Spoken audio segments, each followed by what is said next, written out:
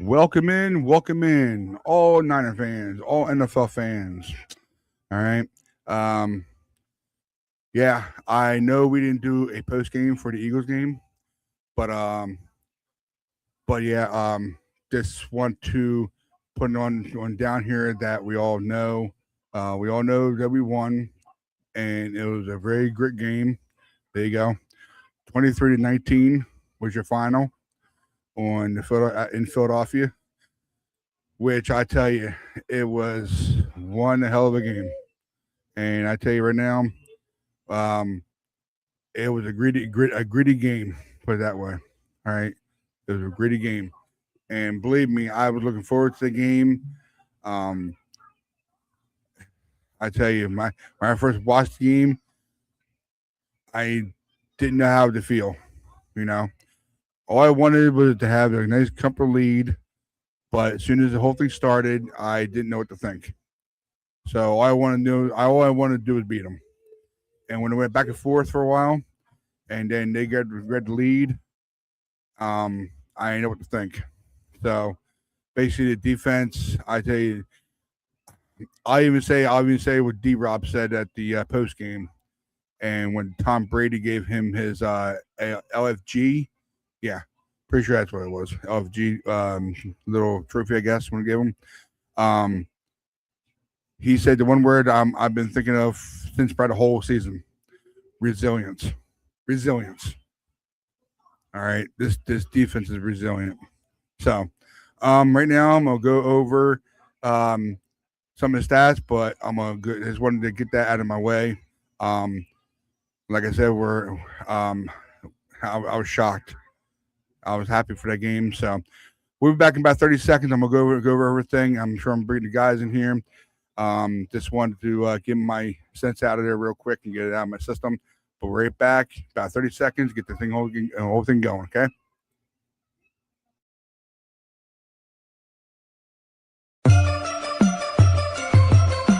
Ready, go, ready, go, ready, go, ready, go. Ready, go, ready, go, ready, go, ready, go. Yeah, you know what it is. Home of the West Coast offense. Frisco to Stockton, Modesto to Fresno, we get it poppin'. Reppin' my team, when you see me, you know everything. Ready, go, ready, go, ready, go. Go.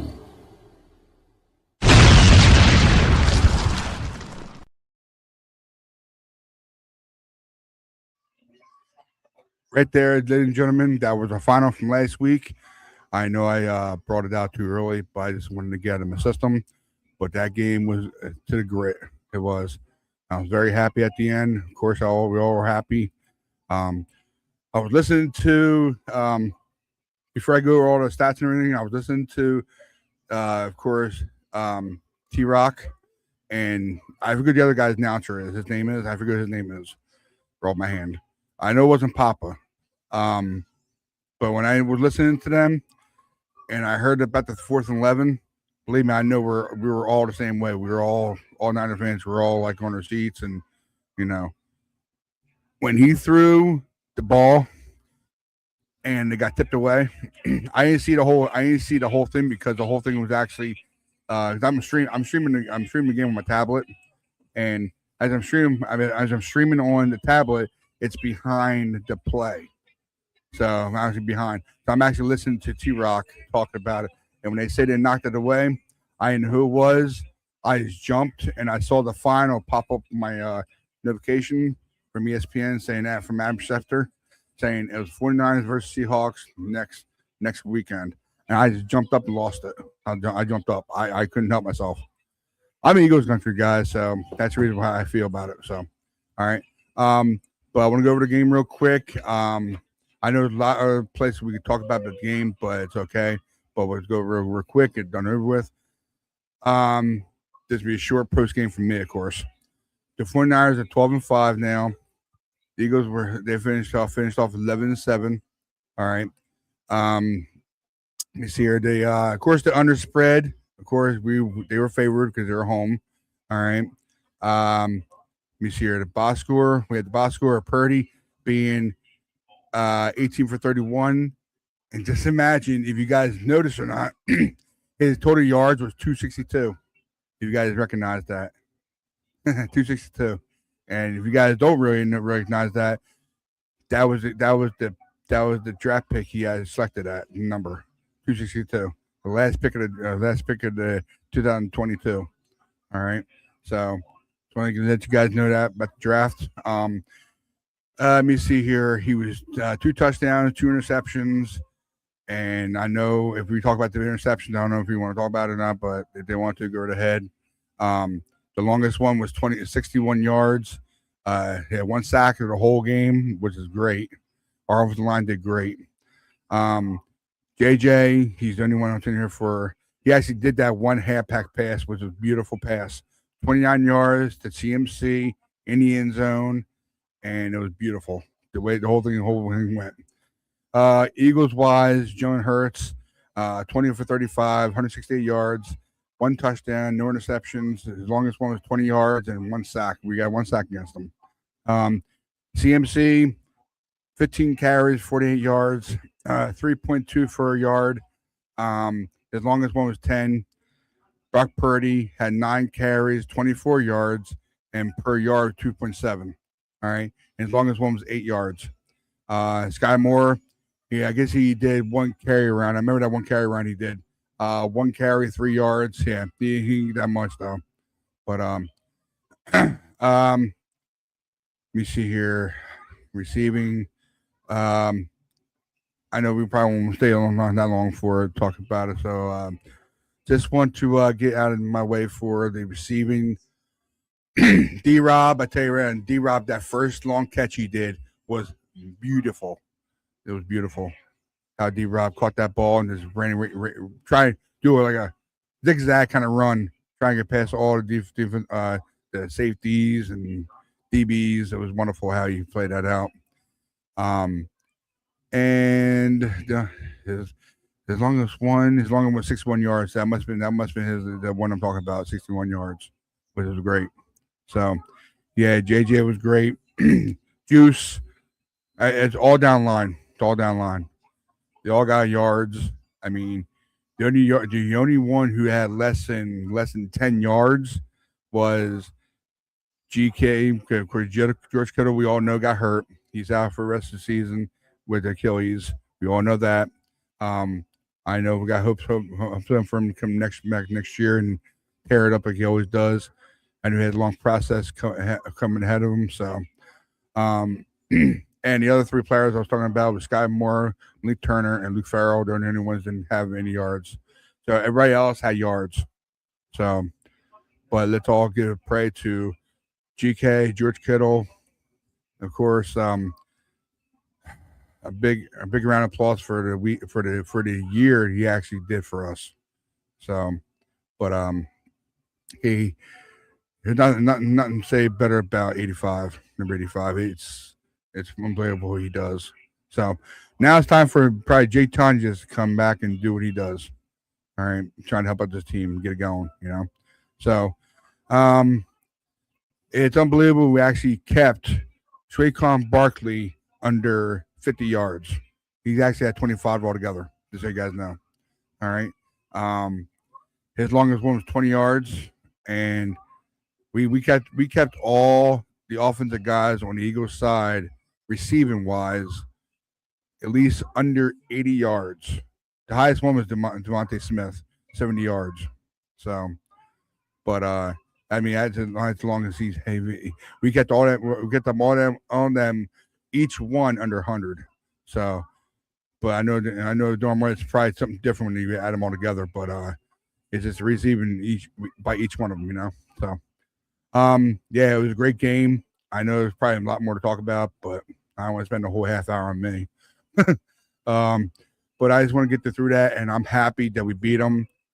I don't have to worry about hearing no Eagles fans out there next to me because I'm in the East Coast. I'm in Jersey, so I hear a lot. But I was happy when we beat them. So, but I'm sure all Eagles fans probably something different to say, of course, like they always do. But besides the point, we are moving on, ladies and gentlemen. We are moving on. All right. Now we are going against Seahawks. All right. Now to move on to the Seahawks. All right, this game, of course, is basically for the two top guys, in our division, and of course, I know it's not for number one seed anymore. It's actually just play for that nasty stuff, get it going, and who wants it more. So, but Niners are Niners are 12-5 entering it. The Seahawks are 14-3. It's tomorrow night, Saturday night. I'm sorry, January 17th in Seattle. Kickoffs at 8 p.m. Eastern. So 8 p.m. Eastern, 7 p.m. Central, and of course 5 p.m. Pacific. And it's supposed to be 52 degrees out, clear skies, and it's on Fox. All right, guys. Let me see here. Of course, the spread is, of course, the Seattle Seahawks got a 7-point spread, so you have a touchdown. So, and the over and under 45 is the even number. 45 is the total. From left to right, bottom to top, we have Niners offense ranked the 7th. Seahawks are ranked 15th. Defense for the Niners are 23rd. And, of course, the Seahawks are 2nd. And overall, the 49ers 9th and the Seahawks 3rd. All right. So I got that done. And moving on to, of course, the injury report. Injury report, we have, of course, 2 guys out already. Brown. All right. Isaiah Brown's out. All right. Fred Warner, we all were hoping for him to come back, but I guess they're saving for that bridge. Like, take the words of David Barty out of his mouth. Building that bridge for Fred Warner to come back next week. So, I don't want to jump to the gun so much. So, but Fred Warner did do LPs for Tuesday and Wednesday, but he did not practice yesterday. No practice yesterday. So he came out and got his feet wet, got him used to the ground and everything. I understand that. But Jacob Cowing, he did full practice all week long. I call him Jaco. That's my name for him. Jaco, questionable. Luke Gifford did not practice Tuesday or Wednesday, and he did live in practice yesterday. He's questionable. Gross Matos, YGM, LP for Tuesday and Wednesday. Did not practice yesterday. There's no status on him. Ricky P, he's lived in practice all week long. Lived in practice. LP, I mean. Questionable. I'm hoping he plays. We all hope he plays, but if he doesn't play, then it's going to be bad for us. Sorry to say. We're going to have to pull something out of our hat. But Dominic Pooney, LP, Tuesday and Wednesday, full practice yesterday, and no status on him yet. Probably going to play, though. Keon White, he lived in practice. First two, Tuesday, Wednesday, LP, full practice yesterday, and no status for him. Trent Williams, of course, wow, he actually did live in practice on Tuesday. So Tuesday, Wednesday and Thursday, he did full practice, no status on the, but he's going to play. And D Winners, LP through the whole week. All right, so he's questionable, so he'll probably be playing. So, all right, guys, you guys are ready. I'm going to send you guys the links out real quick. If you're waiting there, buddies, waiting there for a couple seconds here. I'm going to send the links out to everybody, and you guys are ready to rock and roll. All right, the links have been sent out. You guys are ready to rock and roll. Come on in here. All right. All right. Some guy named James Wallace that's in the backstage. I know I can't see you, and I know I can't hear you, but I don't know if you're ready or not. So I'll bring you in as soon as the other guys come in, okay? Just hold on. Be patient, please.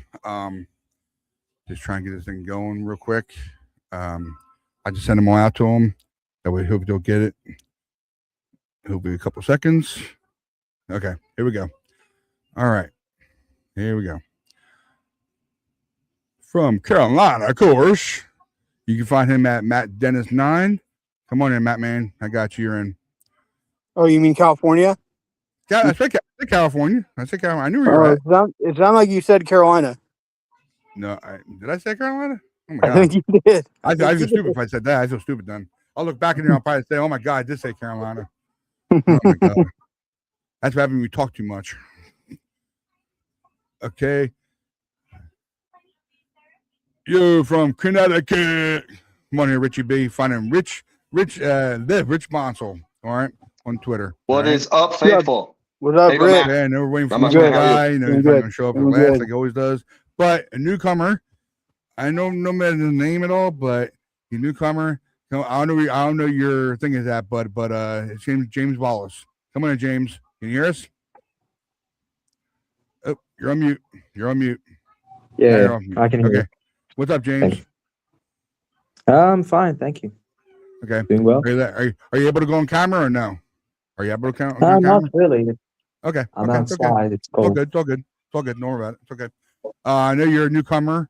I guess you saw the link inside the comment section, right? Yeah. Yeah. At least you're easy to come in with it. Everybody else has trouble with it for some reason. But yeah, No, man.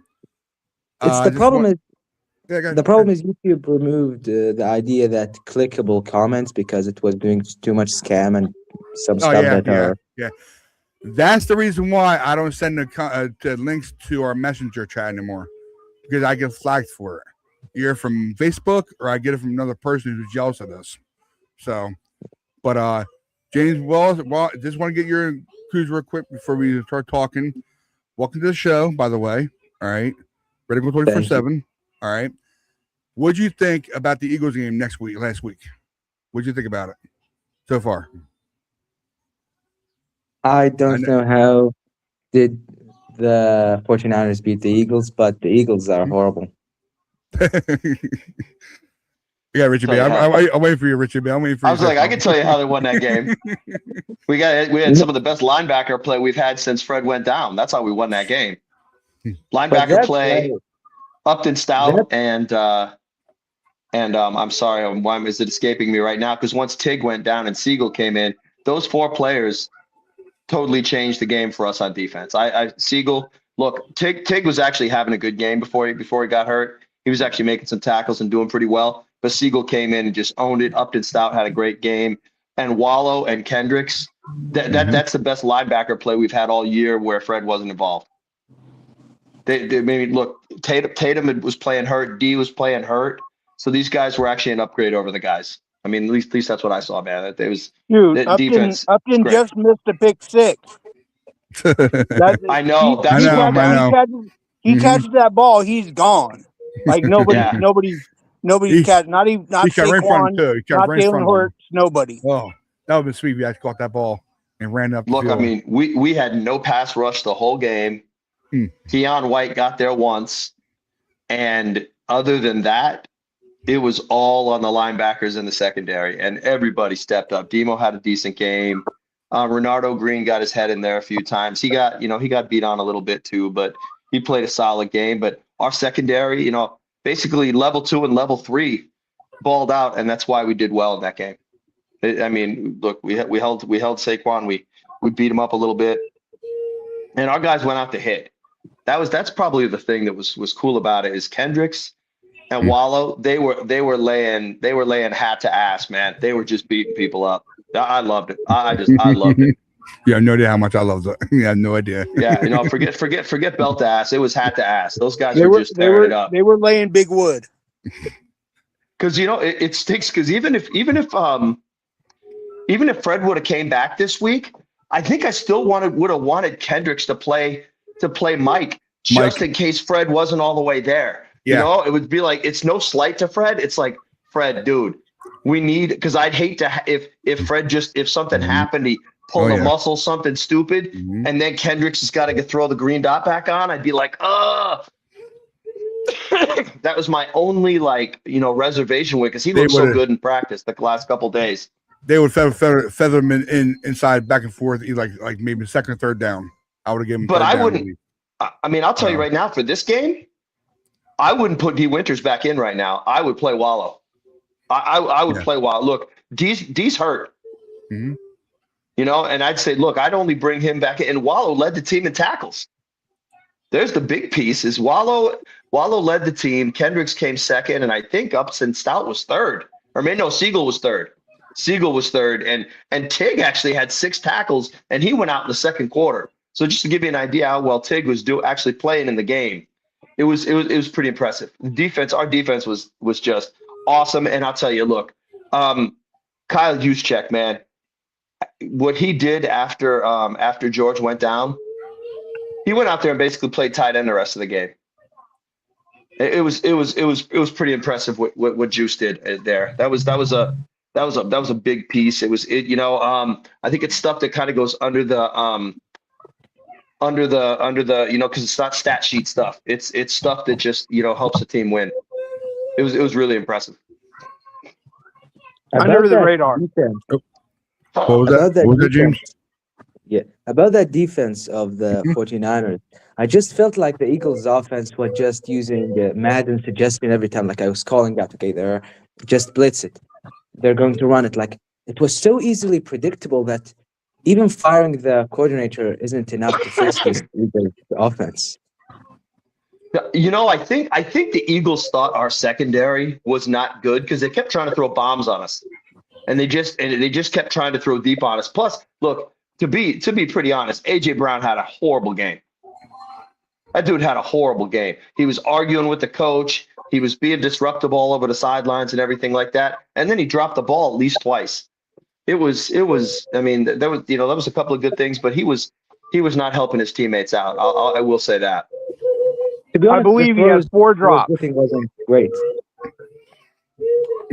Was it 4 drops, Matt? It was that many. I remember. I can think of 2 right off the top of my head. That one over the middle where he dove out, and it was bad. It was 4 because they said that after the game. When he was arguing on the sidelines with Sirianni, I was like, "What a bad player." I'd have been like, "Dude, just go sit down. We don't even want you here. Get out." Get somebody out there that wants to play and isn't being here's a coach trying to coach the game, and he's got some stupid player on the side, pouting. It's like, come on, guys, we're doing adult things here right now. But he was worse. He was worse than Sprewell. He did everything but choke the coach out, huh? Yeah. I don't know. I was not a fan. I was definitely not a fan. The offense was timely. They definitely did their thing. Christian had a pretty decent game, overall. But I really thought,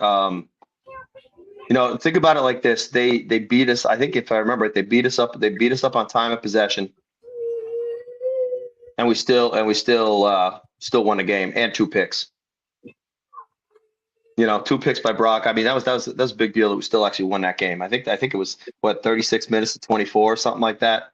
Time possession was quite a bit different, which usually is a factor in whether or not you're going to win a game.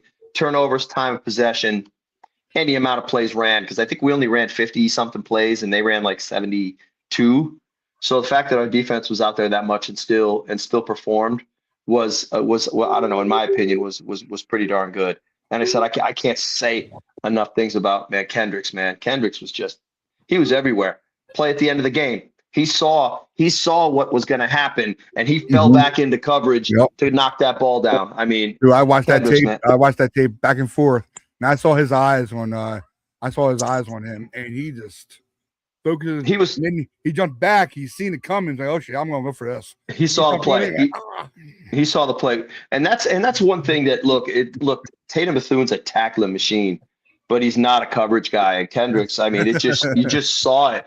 You just saw how great it is to have somebody in there that is that good of an all-around player. Because I mean, look, if Fred comes back next week, I mean, I don't want any of the. I want Fred and Kendricks out there. I don't want any of our other guys. I think Tatum is more of a elephant, like because he can rush the passer, but he's a first and second down linebacker. First and second down linebacker, stop the run, man. He is that guy. He's a tackling machine. He really is.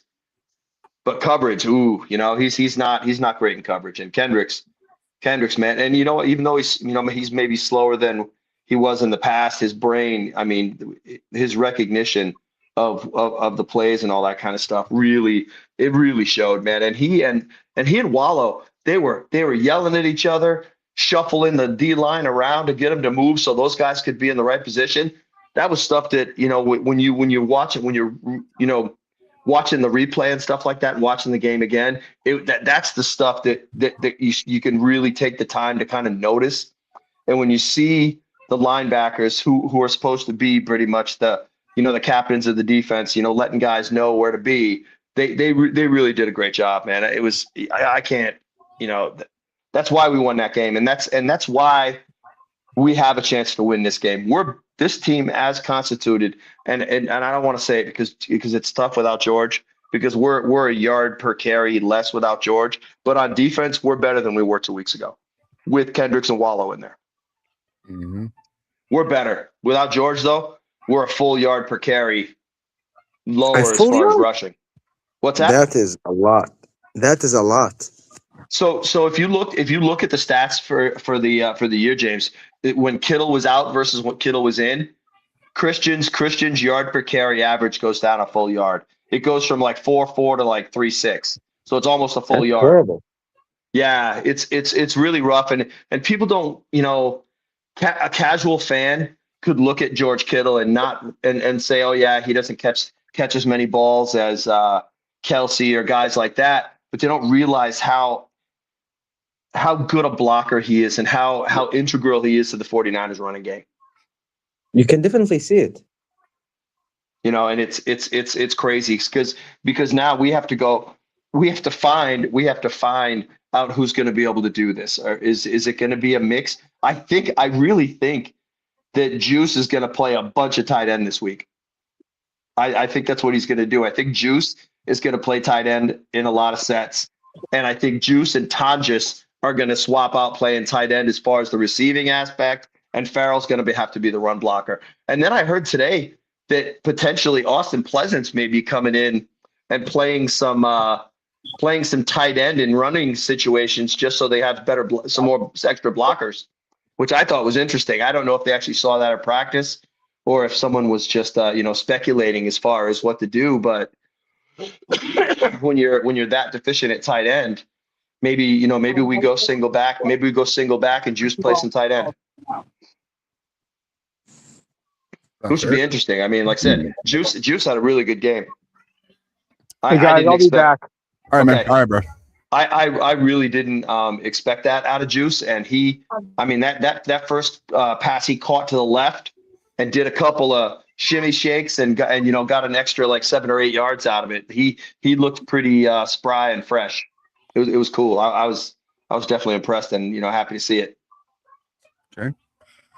To be honest, about this Seahawks game, it's a bit weird because this Seahawks team of this year is one of the weirdest team I have ever seen in my whole life on the Seahawks, because they only win with explosive defensive or offensive plays, and it doesn't seem to bite them yet this year. No, because that defense is so good. It makes up for so many. I think their defense. What did you say, Ryan? Number 2? What's that? I think you said their defense is it's number 1. Okay, number 1. Yeah, number 2 overall. But their defense is so solid that they can have all those roller coaster rides on offense and still pull it out. I mean, that I think it was that second Rams game. Number two. Yeah, it was that second Rams game where the Rams were just coming back at him, but then the Rams got a big lead on him, and then they came back. Darnold's very streaky as a quarterback. He doesn't really have a good like floor. He's either down here in the toilet or he is just balling, and he doesn't have that like good mid range. When he's balling, he's just playing normal plays, throwing to open players. So I cannot really say he's that great even when he plays well. Like him not having a catastrophe is him being good.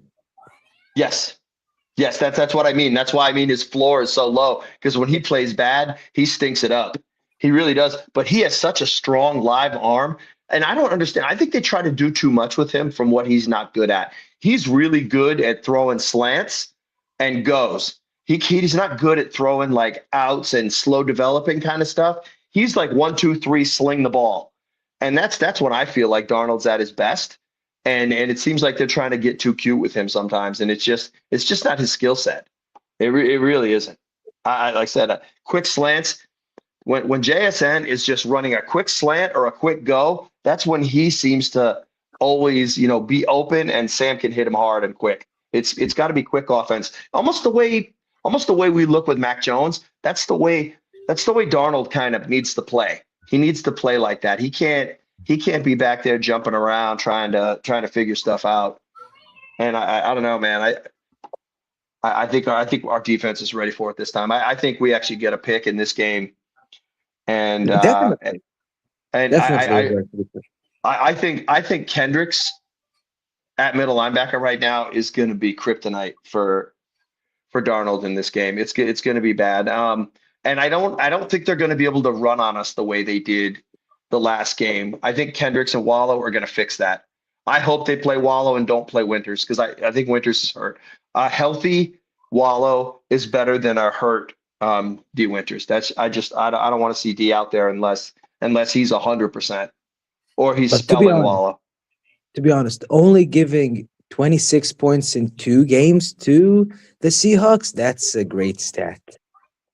Agree 100%. Because they've been really good otherwise. I don't know what their average points. Can you look that up, Ryan? What their average points per game is? 28.3. Yeah, so there you go. I mean, Jeez, we're doing that with 0 pass rush. That's the thing that's the most impressive about that is we're only giving that up, and we have 0 pass rush. Our guys they can't get home. They just can't get home. Okay. Before we move on, I want to move on to the next game now. James Wallace, please tell us where you're from. I know you're a Niners fan, right? So please tell us where you're from, and we'll move on from there. Okay, so I'm actually not American. Okay. Okay, where are you from? Where are you from? It will sound weird, but I am from Iraq. Iraq? Oh, wow, okay. Thank you for being on the show, bro. Thank you very much. Thank you very much for being on here. Thank you, man. Thank you. Yeah, thanks for coming on. This is great. Sure, thank you. Yeah, I know probably things are hectic over there probably right now, and I do feel you. I'm a big war guy. I love war movies, so I know there's a lot of stuff going over there now. So, but, to be honest, if that's what you're asking. Yeah, it has been for around 7 years. It's completely chill here. Okay, good. That's awesome. Good.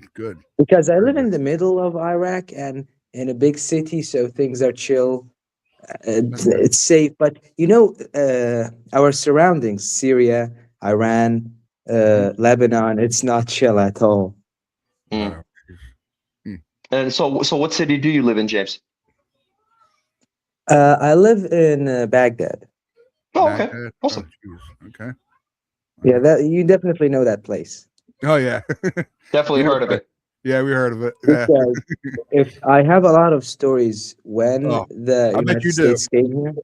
I bet you when the United States came here, and to be honest, we were dancing in the streets because I remember in that day, basically, we didn't have, like my family, we were on the higher status side of Baghdad, so we had satellite television and we all speak English, and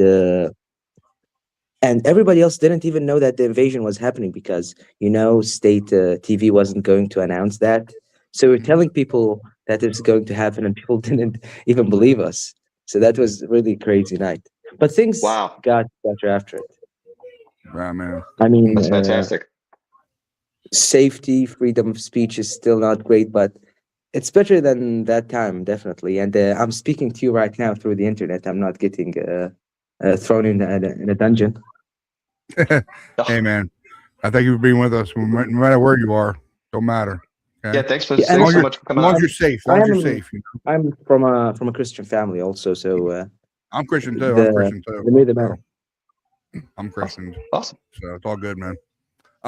Yeah. Moving on. Thank you for letting know all the information. Thank you so much for being that way. Thank you very much for really, James. From that way, we're gonna move on to this game right here. All right. Now I know we talked about a little bit of it, but we're gonna start this right now. 49ers at Seahawks divisional game, postseason game, Saturday, January 17th, which is tomorrow night.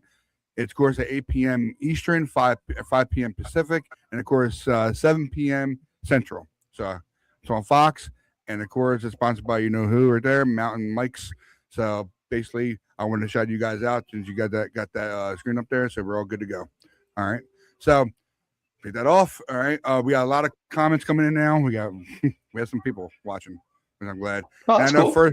the first person came in here, of course, go Hawks. So we enjoy that. We enjoy it. Seahawk Eddie. Shade Dog, what's up, man? Thanks for coming in. Waiting for Seahawk Eddie to come in here. But I know he's probably working. So the other one was okay, here we go. Not a fan. Wallow and Kendricks, 21 combined tackles, 100%. Woo. Yeah, that was 11 for Wallow, 10 for Kendricks, man. That was such a great that linebacker play just made it for us, man. That was such a big part of the win. And all the rest of them, mostly all from Time Bomb, of course. Time Bomb is trolls. What else now? Winters practice 2 days. We are screwed. Cesar is Iraq. Yeah, I'm pretty sure that's what he's talking about the Iraq stuff. Yeah, but no matter what, I appreciate him being on here no matter what, man. He's from our country, you know? Yeah, I appreciate Yeah, that. I think he's saying, I see he says Bashar is Iraqi, so. Okay. I'm glad you know that. Yep. Not as minded. And of course, 49. Okay, yeah. Okay, I've seen them. Yep. I support the devil, whatever that means. Oh, stop, Tommy. Time Bomb, come in here and talk to about Gimo and throwing your stroll. Okay, come on in here if you want to talk. All right, let your thing be known like you always be.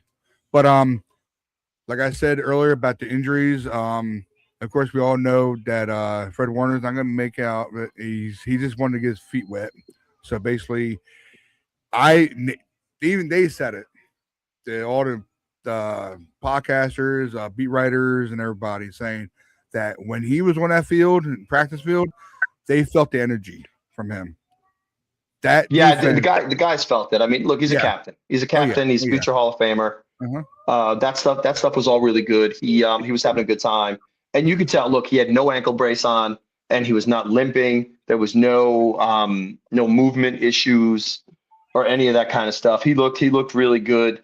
Like I said, the only thing you got to worry about with him at this point is endurance. You don't want him to have any problems. You don't want him to pull a muscle or do something goofy that could happen because he's ramping up too fast.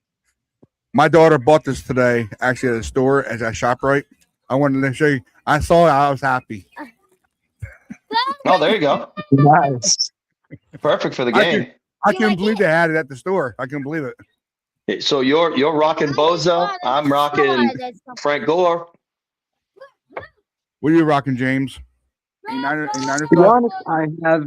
I don't have any Niners gear, but and this is good, not to sound good, but I have a lot of Eagles, Seahawks, and Giants gear.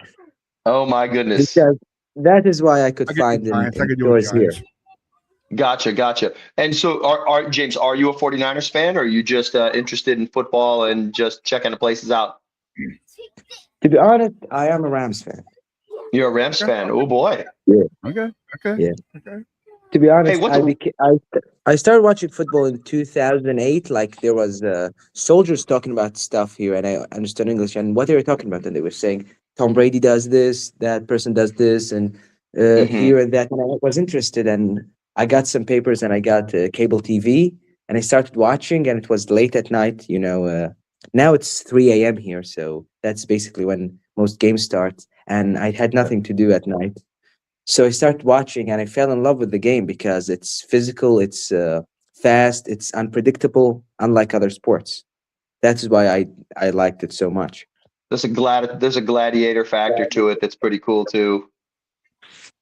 No, I mean, literally, it is so diverse. Like when you're watching basketball, it's just either 2-pointers, 3-pointers, or like field goals.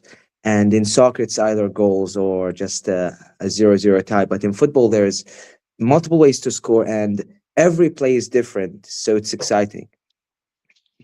Yeah, it really is. Because it was funny. The next thing I was going to ask you is what the time difference with you, because I was curious what time football is for you. So 3 a.m. So for us, when it's 1 p.m. and 4 o'clock, it's 3 a.m. for you to watch a game. That's crazy. So you guys are on the East Coast or the East Coast. The West? Me and Richard are East Coast. Yeah, we are East Coast, but we do have people normally on Fridays, like the guy Tommy that Ryan was just calling out. He's West Coast. We've got a guy Central, so usually we have a variation of time zones here. Usually we'll have like a guy from California, a guy from Texas, and stuff like that. So we kind of jump around. With you guys, it's 9 hours, and with Rams games, it's 7. So I can calculate it, so I could not miss the games. Hopefully. Gotcha. But I was watching football in 2008, and you would say, why would you become a Rams fan? And it was because it's just a team that was interesting story. And that season, they were always trash. Like my Rams are not good in that season. But it was exciting football, and I liked some of their players, so I just stuck. And we finally have a good team, like since 2017. One of the best coaches and a great division. Like we have a collection of people here that like football too in Iraq, and I go and ask, like, do you like Shanahan or McVay? And because they are all young people, they all like McVay more because he's more explosive playing and less defensive. Yep. And believe it or not, the offense is a variation of the same offense, so it's kind of funny. It's just the way that the two guys coach it up. But in defense, Shanahan is extremely better, in my opinion. Yes. Yeah. And I think it's just because, he coaches kid and knows a lot about it. Obviously McVay's, father was part of the 49ers, way back when, like the 70s and the early 80s. With the Redskins in like 2000. They were, yes. When Kyle's father was coaching the Redskins, Shanahan and McVay were both assistants, and why's the coach? I think the coach of the Packers, I think, was there too. I think he was on that staff as well. About this game, I think the Niners could use some double quarterback play against the Seahawks defense to be even more explosive and unpredictable. Yeah, Kyle's not like that though. Kyle's like, if the starter's the starter, he does not replace them. He just does not. He won't switch people up. He's very, very stubborn in that regard. Because me and my brother were watching the game with the Eagles and Niners, and my brother definitely predicted a play where you can block the Eagles with a passer that is not the quarterback, and it definitely happened, and that resulted in the winning touchdown. So I think you could have more variations because Brock Purdy is amazing at throwing footballs diagonally to other players and opening them up and doing stuff to the defense they don't expect. He's good at throwing those rainbow drop-in balls. That's one thing Brock does a really good job with. He's really good at layering it over the linebacker and before the safeties and the corners. He does a really good job at dropping that ball in. And as my quarterback, Matthew Stafford, what he's pissing me off at is, come on, man. Like when he runs the ball or scrambles, he just seems like he's going to literally die when he runs. And Brock Purdy runs it so beautifully. It's like he's some kind of running back, even. Yeah, but Stafford has never been fleet of foot, and he's 11 years older than Brock. To be honest, I remember him in 2011 and 12 when they were playing the Cowboys, and he still couldn't even run it. Like it is his style. He's got a fantastic arm, not great feet. Brock has got a average, slightly above average arm and world-class speed from his first 10 yards. His 10-yard like split step from when he's as quick as Lamar Jackson. Which is crazy. Like when he was in college, people were on Twitter talking about Lamar Jackson and him and comparisons with the feet. So it has been from the beginning this. But how did he go that down in the draft to being the last draft pick? It was very weird to me. I thought he would go way higher in the fifth round. He played a lot of hero ball in college, threw a lot of interceptions, and he's not big. He's not big, and he doesn't have a cannon. Guys that look like Josh Allen, even if they don't play like Josh Allen, get looked at before a guy like Brock Purdy. Brock Purdy is 6 foot tall. He's got a slightly above average arm. He's not going to get looked at the way, Justin Herbert walks into the room and he's 6'5" and, just big giant guy. They're like, oh my gosh, that's my quarterback. That's just kind of, he didn't pass the eye test. He didn't pass the eye test. 6'1". That's how you know, 6'1". Yeah. But like I said, Brock doesn't pass the eye test. He looks like your math teacher. Jesus.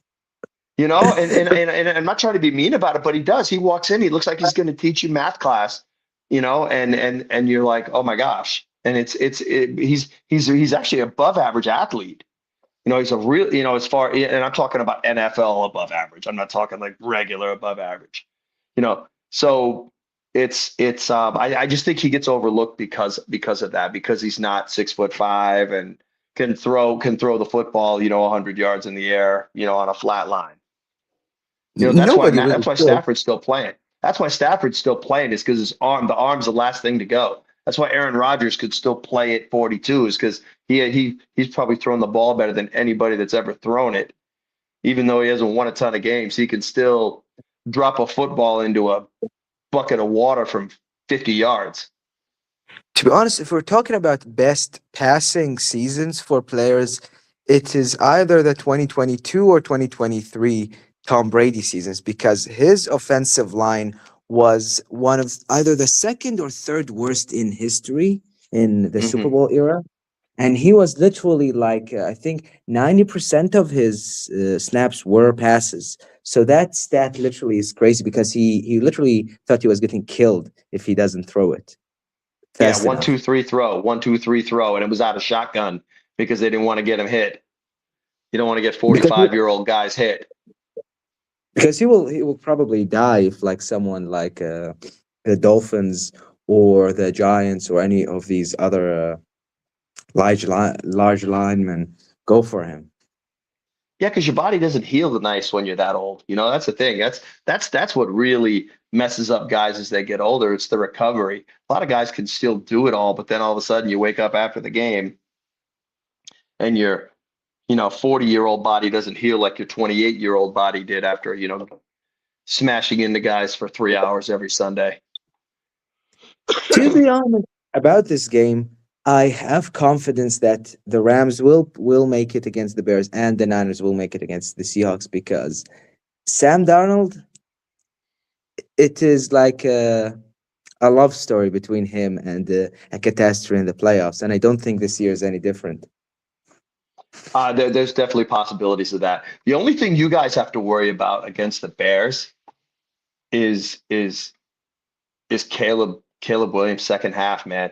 He has been a second half comeback kid, destroyer of all, as far as second halves this year.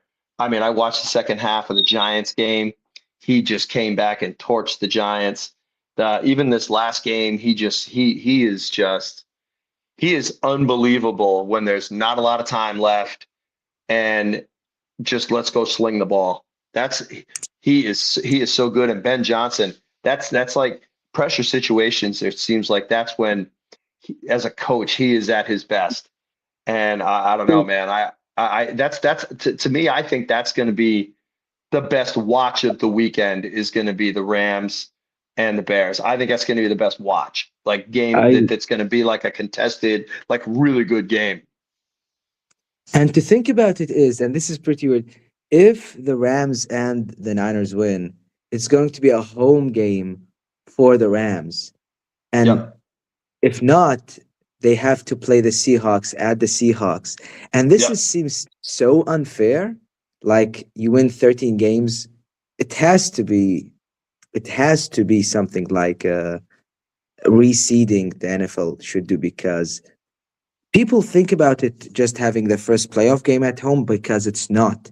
It is that if there was reseeding after you make the playoffs, like the new system that they are trying to implement, which is division leaders do get in the playoffs, but they do not become the 1 through 4 seeds. They just get in the playoffs, and then the highest win percentage, it gets the higher seeds. So the Rams would have been second, and the Niners would have been third. Like it would be Seahawks, Rams, Niners.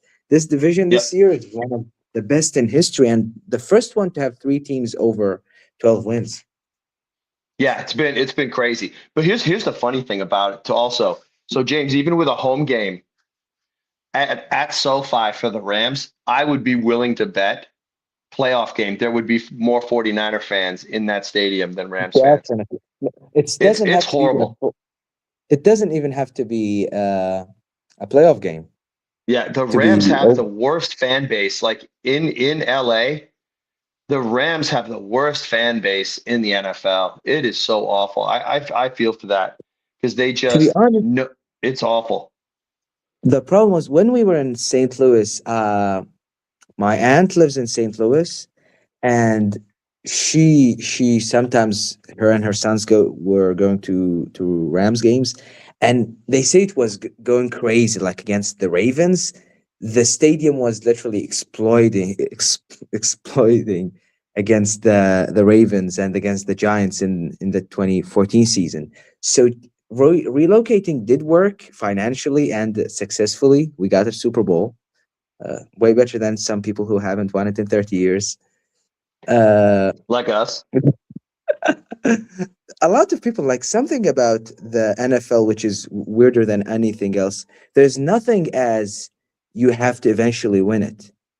As good as you are, you have to go in the playoffs and everything can happen. You have to be so good to win a Super Bowl. That is, I feel it's harder than the World Cup, harder than the NBA championship, harder than the NHL. It is the hardest thing to win of all. I agree, and there's a lot of luck that kind of ties into it as well. Hey, who's that Bears guy? Is that the guy right here? This Harrison 1, 2, 3. Uh-huh. We got the Pope on our side. No, man, what you have is Ben Johnson and Caleb Williams. Oh my gosh! You got the Pope, and we got the hope. So put it that way. Oh yeah, that's why I said we got the hope. To be honest, it is such a good joke about the Pope, because they're playing an LA team, and we know LA and California as a side, they're not that religious at all as a state and as a city. Like, they are sinful, as we say it here, and it's such a good joke to throw out. It is, but it's that. Like I said, I think that's going to be the best game of the weekend. I think. That's the one that I really am like, man, this is going to be good. You know what? I agree because of your defense and the Seahawks defense. Both very good, that it's going to be a low scoring and a very offensive, troublesome game. Like missed throws, interception, slow moving of the ball. So it's not going to be as explosive, because I can imagine right now, Caleb Williams throws an 80-yard touchdown. I can just imagine it in the fourth quarter. This is a wonderful thing. That tight end on Chicago, Cole, I think his name's Cole something. He's so good. He's so good. And I mean, you're going to have to worry about whether or not Spoon is, I don't know if Spoon's playing, because I thought I saw him on the injury list, but Spoon, I mean, whoever's going to have to cover that tight end is going to be, the biggest, concern for you guys in that game. And it's something. Our safeties and corners, a joke, literally a joke. Like there may be one of them is 6'1". That is crazy. This is one thing. We got Niner fans, we have Ram fans, we have Bears fans in here, we got Seahawks fans in here. Woo! Are they fighting? Are they fighting in the chat? No, not fighting in chat, guys. Oh, good. Keep it civil. Be cool. Don't fight in the chat, man. Don't fight in the chat. And look, Ryan's got the StreamYard link there, man. So if anybody wants to jump in, man, jump in with us. That's how. To be honest, I still don't know why would people fight over football, because our tailgates here, like the ones I do and my family, they are so like in celebration of the game, because even when you are out of the playoffs as a team, football is such an entertaining sport that your team doesn't really matter for your entertainment. Really, it is I crazy. know. Come on back in, It's brother. it's it's You're in, it's bro. you can find people are so passionate about it that they can't look past and acknowledge that somebody else Okay. is good as well. Yeah, Loveland, that's the tight end. Harrison 123. Sorry, I'm squinting to look at my phone to see that. But that guy, that tight end for the Bears, man. Time bomb. Loveland. Language, That brother, that guy language. is so good, man. He's one of the best tight ends I've seen this year. Also got to worry about DJ Moore. Yeah. DJ Moore, nasty. Roma Dunze, nasty. Burden was nasty.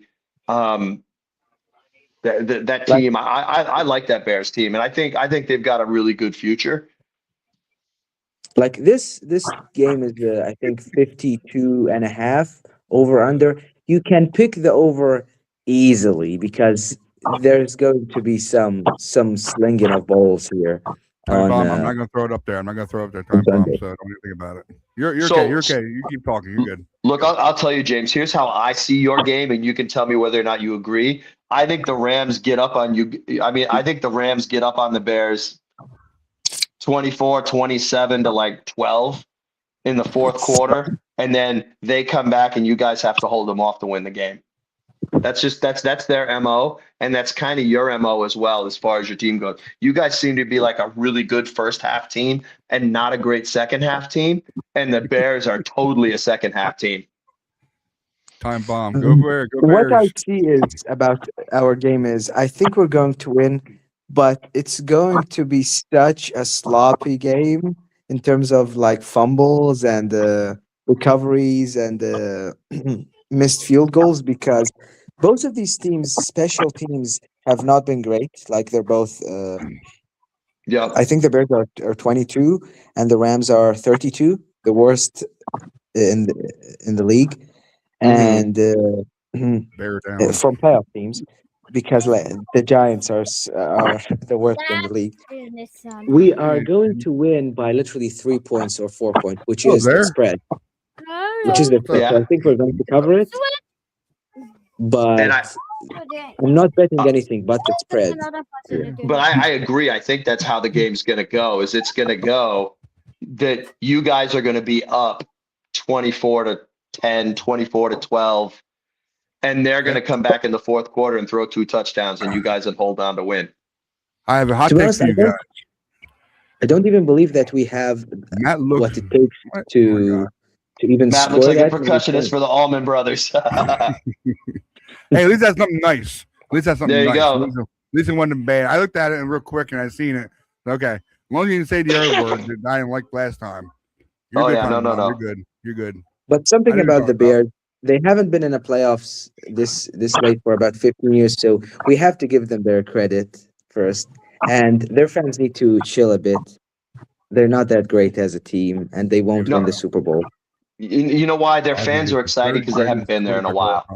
Yeah, they're over exuberant, and their coach is fantastic. Look, I love the fact that after the game he ran into the locker room and was like "F the Packers" to his team, and was just exuberant and was fun because I feel like that's one of the things that's happened with football is it's gotten so uptight now that you don't see guys just throw raw emotion, and it was really cool to see him, to see all those guys that excited. What's up, Denise? Man. What's up, girl? It was fun.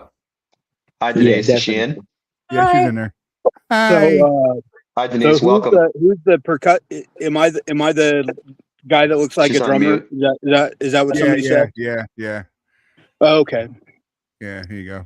Just because you've never see a guy with long hair. Matt, you're on mute too if you're talking. Huh? I think I thought Matt was talking. No, he was on mute. He's fine. He's fine. Just because you don't see a guy with long hair do he's talking, do sports He's on content doesn't mean anything. Brian looks like the guy from Z Top. I don't mind that. Thank you. And this long beard, I won't mind that. ZZ Top tribute band.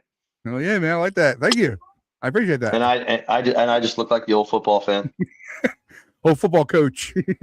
Can you guys hear me? I'll be the old ball coach. Oh man, if I had my number 11 jersey on, I could say I was Steve Spurrier. I'd be the old ball coach. You guys hear me? Yeah, we got you. Yeah, We got you. Okay. I got you. Well, whoever made the comment, Denise, can you hear us?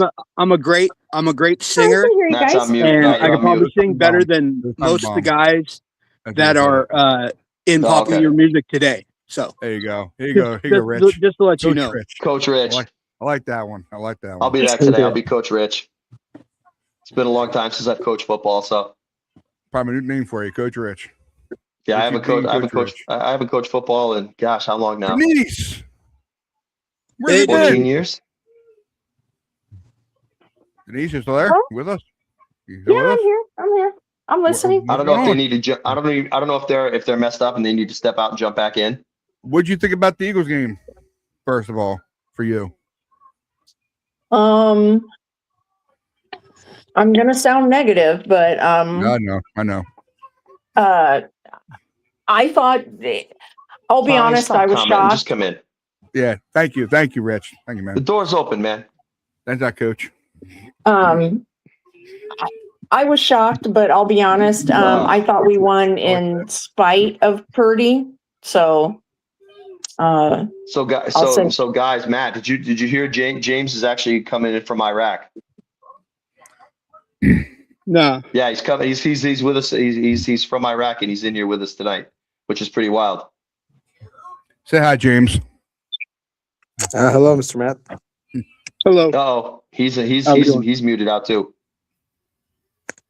He looks, I wouldn't say, but he looks like the people you would expect to talk about football, actually. So Yeah, that Am I is the only one whose volume's working? Mine's you fine. hear? I can hear you guys. I Yeah, can hear you guys. you and me are good, but everybody else, we can't hear him. I can hear James. I can hear James. I can't hear Yeah, James. I can hear him. I can hear him. I can hear him. Okay. I can hear James. can you Okay, hear me? Yeah, I can Here, hear you, let me- Denise. Yeah. You're good. You're good, Denise. You're good, Denise. On my side, you are. Everybody's good on my side. Here, let me jump out and I'll jump back in. Okay. Come back in, man. Come back in.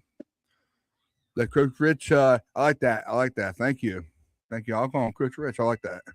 Rich And hey, if somebody wants to say I look like a rocker, that's cool.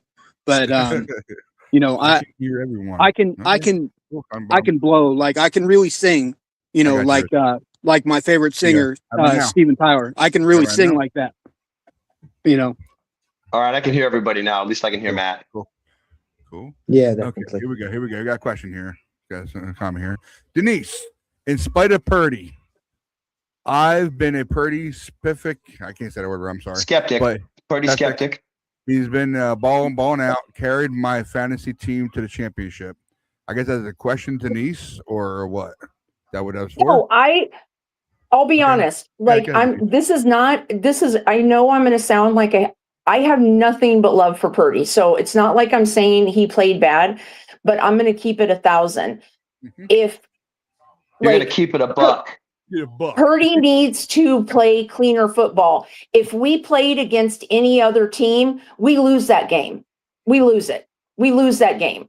He threw 2 picks. If they score on those 2 turnovers, we lose the game. And everybody can say I'm wrong, and maybe I am wrong, but You're not. I don't think I'm wrong. And that's You're not not. Purdy hate. That's not Purdy hate. He just needs to play a cleaner game. That's all I'm saying. It's not Purdy hate. He just needs to play a cleaner game. I'll give you an example. If we're playing our defense is not good enough to bring us back from him throwing picks. That's all I'm saying. And remember, they missed 2 field goals. Was that game? Wow. They missed 2 field goals though. They missed 2 field goals. So something to Exactly. throw in there. I agree because look, there's components to winning football, especially in Shanahan's system. You need to run the ball. You need to run the ball. You need to stop the run, which is normal stuff. Time of possession is a big thing for Kyle. That's why he tries to own time of possession.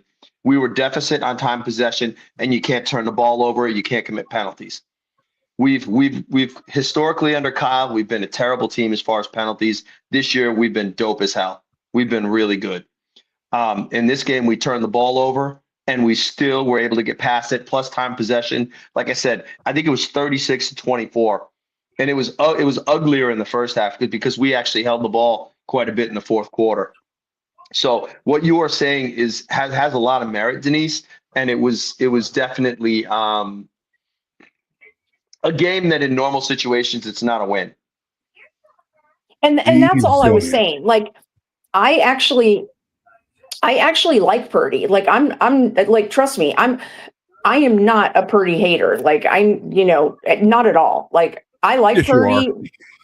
It's like, I'm not a Purdy hater, but I'm just saying, like, and that goes for any quarterback. Like, I'm not even like, I'm a 49ers fan. I'm not seeing, like, I'll say this. I'm a huge, like, I like CJ Stroud. The other day when I watched the Texans game, I was saying the same shit about him. I'm like, CJ, what are you doing? Like, you're totally going to cost your team the game. Like, get your head out of your butt. Like, come on. Like, let's go. He threw 3 interceptions and they still won by 24 points. Yeah, he has turnover tendencies. Because you want to know why? Because the Texans defense is legit so good as hell. The two best defenses in these playoffs are the Seahawks and the Texans. And then the Denver's probably third. And trust and believe, I am not going to hate. If we lose, I'm hoping we win this weekend, but if we lose, the team I'm rooting for to go to the Super Bowl is the Texans. I would love to see D'Amico get a ring because I love D'Amico. You're back in, James. You're back in. Yeah, Niners need Purdy to do his thing, sling the ball around, make plays. Got to take the good with the bad. Defense is not good enough for him to be a game manager. That is true. Although I will say this, Harrison, our defense last week with Kendricks and Wallow was way better than we were 2 weeks ago. It was way better. That was such an improvement. Look, our pass rush, we don't have one. We don't have one. Unfortunately, right. Level one, if you want to say D lines, level one, linebackers, level two, safeties and corners are level three. With Kendricks and Wallow in, we are very good at level two and level three. Level one, we suck. I'll just say it like that. We're holding okay against run, but we've got zero pass rush. I'll say that. The line is decent against the run. We are a fat F as far as rushing the passer. What's up, dude? I'm sorry, I had to laugh at this. You laughing at me? No, not you. Tommy Bomb. He's coming in, but look at his title. I'll take this thing off. Hold on. Oh man, I gotta take myself off. Hold on, guys. Sorry, I didn't mean to do that to you. Look at his title. I can't see it. Ryan's beard. Oh my God. Okay. No, I just wanted to make a point about why the Texans won, because the Steelers are good at absolutely nothing. Oh boy. Well, that's true too. I didn't even watch the game because I didn't want to watch. God, it was so hard to watch. It was just like, to be honest, about the Steelers, I didn't want to watch Aaron Rodgers' last football game be him getting destroyed, so I just didn't watch. Okay, hold on, guys. It was painful. I felt bad for him. I want you to meet James Wallace. He's actually from Iraq.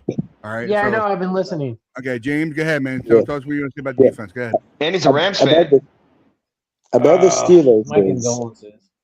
What was that? Why? No, Tommy, I think that their game, the Rams-Bears game, I think that's going to be the best watch of the weekend. Hopefully not. No. Hopefully we get a blowout. Matchups look good anyway. To be First honest, half team versus the second half team. This is the hardest divisional round to predict since years and years. Every game the spread is less than 5 points. James, it's are you there? crazy. Yeah, he's there. Okay. I hear him. I don't hear All him. right, Is he guys, talking? I gotta go. All right, my man. All right, brother. When All the right. spread went I'll try and down, come back in when I get back. Okay. I got you. Sounds Hopefully you good. guys will still be on. Be safe, man. Be safe. All right. Yep. There, brother. Wait, the spread went down? I thought it was 7 points for Saturday night. Yeah, but it's probably going to drop to 5.5 by game time. Okay. Yeah, Now, the Rich, spreads you hear are everybody? so narrow. You good? Richie? I don't hear James. James, you saying something? I do. Can you hear me, guys? Can you hear him? I can hear him. No. Okay. There must I'll jump out. Yeah, jump out again, Richie. Yep. I mean, That's on your end. StreamYard is not that great, but it's the easiest to join and doesn't require a Believe me, login. StreamYard's better than Restream. Restream sucks. Restream's Sorry to say. trash. It is trash. I know. Garbage. Garbage. It is garbage. Boy. Now say something, James. Say something. Yeah, can you hear me? Cool. Okay. Yeah. Fantastic. Continue. So Sorry, I was continue, saying man. about how this divisional round is the hardest to predict since years. All the spreads are under 5 points. That is literally crazy. Like Well, not the yet. Niners and Seahawks still 7. Is it still no, it's 7? going I bet. to be, Yeah, it's still 7. Still 7. I bet you it'll be I 5. think It'll be it- 5.5 by game time. yeah. It's averaging around 5 points, 5.5, and it's crazy because the Rams actually lost a point since yesterday, since the weather became actually colder. It was 18 degrees, now it's 15 degrees. So 4 degrees difference, and now it's 1 point less. So hopefully not going under because I already placed my bet. But No boy. yeah, about this defense of the Niners, why do you say it was worst 2 weeks ago? 2 weeks ago was the Seahawks and only 13 points. Because our Gave it to them. linebackers are better. Our linebackers, Kendricks and Yeah, Wallow. it's- Kendricks and it's Wallow and the are way safety. better. Way better. And Siegel. But look, it's you know Yeah, what stinks, yeah. Tommy, is Tig was actually having a really good game before he hurt his hammy last week. Yeah. He had 6 tackles. He had 6 tackles in a quarter and a half. But James, to answer your question, Wallow and Kendricks are way better than a hurt D Winters and Tatum Bethune at his best. Yeah. Bethune was banged up too, man. Like you were guys throwing the Eagles players on the ground, like literally picking them up and throwing them in the ground. That was great. But about the Steelers, because the point about the Steelers, just to elaborate, is what happened with the Steelers in these last 15 years since they won the Super Bowl is they have been getting so mediocre players because they're always a winning team, like in the record. And Mike Tomlin can't even get any team to be a winning record. I believe they could even get the Giants this year to be a winning record with him. They are always getting mediocre players and not doing a rebuild. Like, when is it the last rebuild they have done? 2012, maybe. Yeah, the problem, and James, I don't know how much you understand Middle the of way path. the Middle of NFL path. designs the league for parity. So the NFL designs a league. So if you're a middle of the road team all the time, you never get to pick up front where you can be early in the draft and get a really good draft pick. You're always in the middle. So all the good players are gone by the time you get there. So you never get that opportunity to shake it up and you know, Unless they trade up. Yeah, unless you trade up. Because think about it. The year that, if you remember the year before the 49ers got Bosa, I forget who was hurt. Who got hurt? Was that the year Jimmy blew his ACL or whatever? Yes, it was. So Jimmy blew his ACL. The team sucked, had a horrible record. That we drafted number 2, right? Didn't we draft number 2? Yes. Yeah. So we drafted number 2 because we sucked, but we actually had a good team. We just needed our quarterback. So we get our quarterback back, and then we ended up with arguably the best player in that draft. And then all of a sudden we're good again, and then we can't, manage to get down there unless we trade 3 first-round draft picks for a quarterback who never played for us. Yeah, this idea that it has to be a bit of a hurdle for this team because the Steelers have been they haven't had a single losing season since I started watching in 2008. It's just Super Bowl and then winning season, and that 11-0 start. I thought it's going to be Super Bowl, but it was bust, definitely. That was the most fraudulent, undefeated team I've ever seen in the history of my life. I think 6 of their 11 teams were by 1 score, so definitely a bit fraudulent. Okay, here's a long one for you, They Richie. had no Nice running long game. one. There No. you go. Long one. Oof. Really interesting matchups in terms of how these teams are matched up. Teams are constructed, strengths, weaknesses, and matchups. We've got dominant defenses with solid offenses and very high-powered offenses with, I don't know, Okay. I think you put the rest right here. Sorry. Here you go. Opportunistic offenses. Should be interesting to see what style wins. It's going to be interesting because usually playoffs defense defense usually wins in playoffs. And I mean, you could say of the NFC teams left, we have the crappiest defense. We do. There's nobody with a worse defense than us right now in the playoffs. And I don't think that is even arguable. But here's the but. But with our change at linebackers, I think I think we can stop the run, and I think we can be opportunistic against the pass. I think we get 1 to 2 picks against Darnold in this game. I think picks are coming. They should have Siegel freaking rush the passer, man. He's fast. He's 4.3. He's a 4.3 guy. Mm-hmm. That's what they got him for. The only reason I don't like rushing our safeties is because they just don't look like they've ever done it, and they don't know how to get home. Every time we would blitz Tig, and he'd never get home. He misses that. He missed that mark a little bit. He misses that mark. Adams. You know who I want? I want Upton Stout doing that, because I feel like he would knock a quarterback's head off, although he'd have to jump and have like 2 lead weights on his back to knock a guy over. But Upton Stout looks like the only guy that looks like that has enough dog in him to go after a guy and actually take him out. I would love to see a pick 6 from Stout.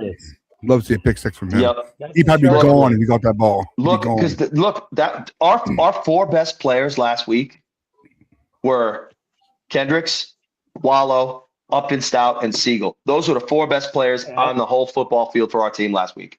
No, Fred Warner will not be playing this week. He's not playing playing next week. He's not playing. Next week if we get there. I don't think he's playing next week if we win, rather. No, you know what?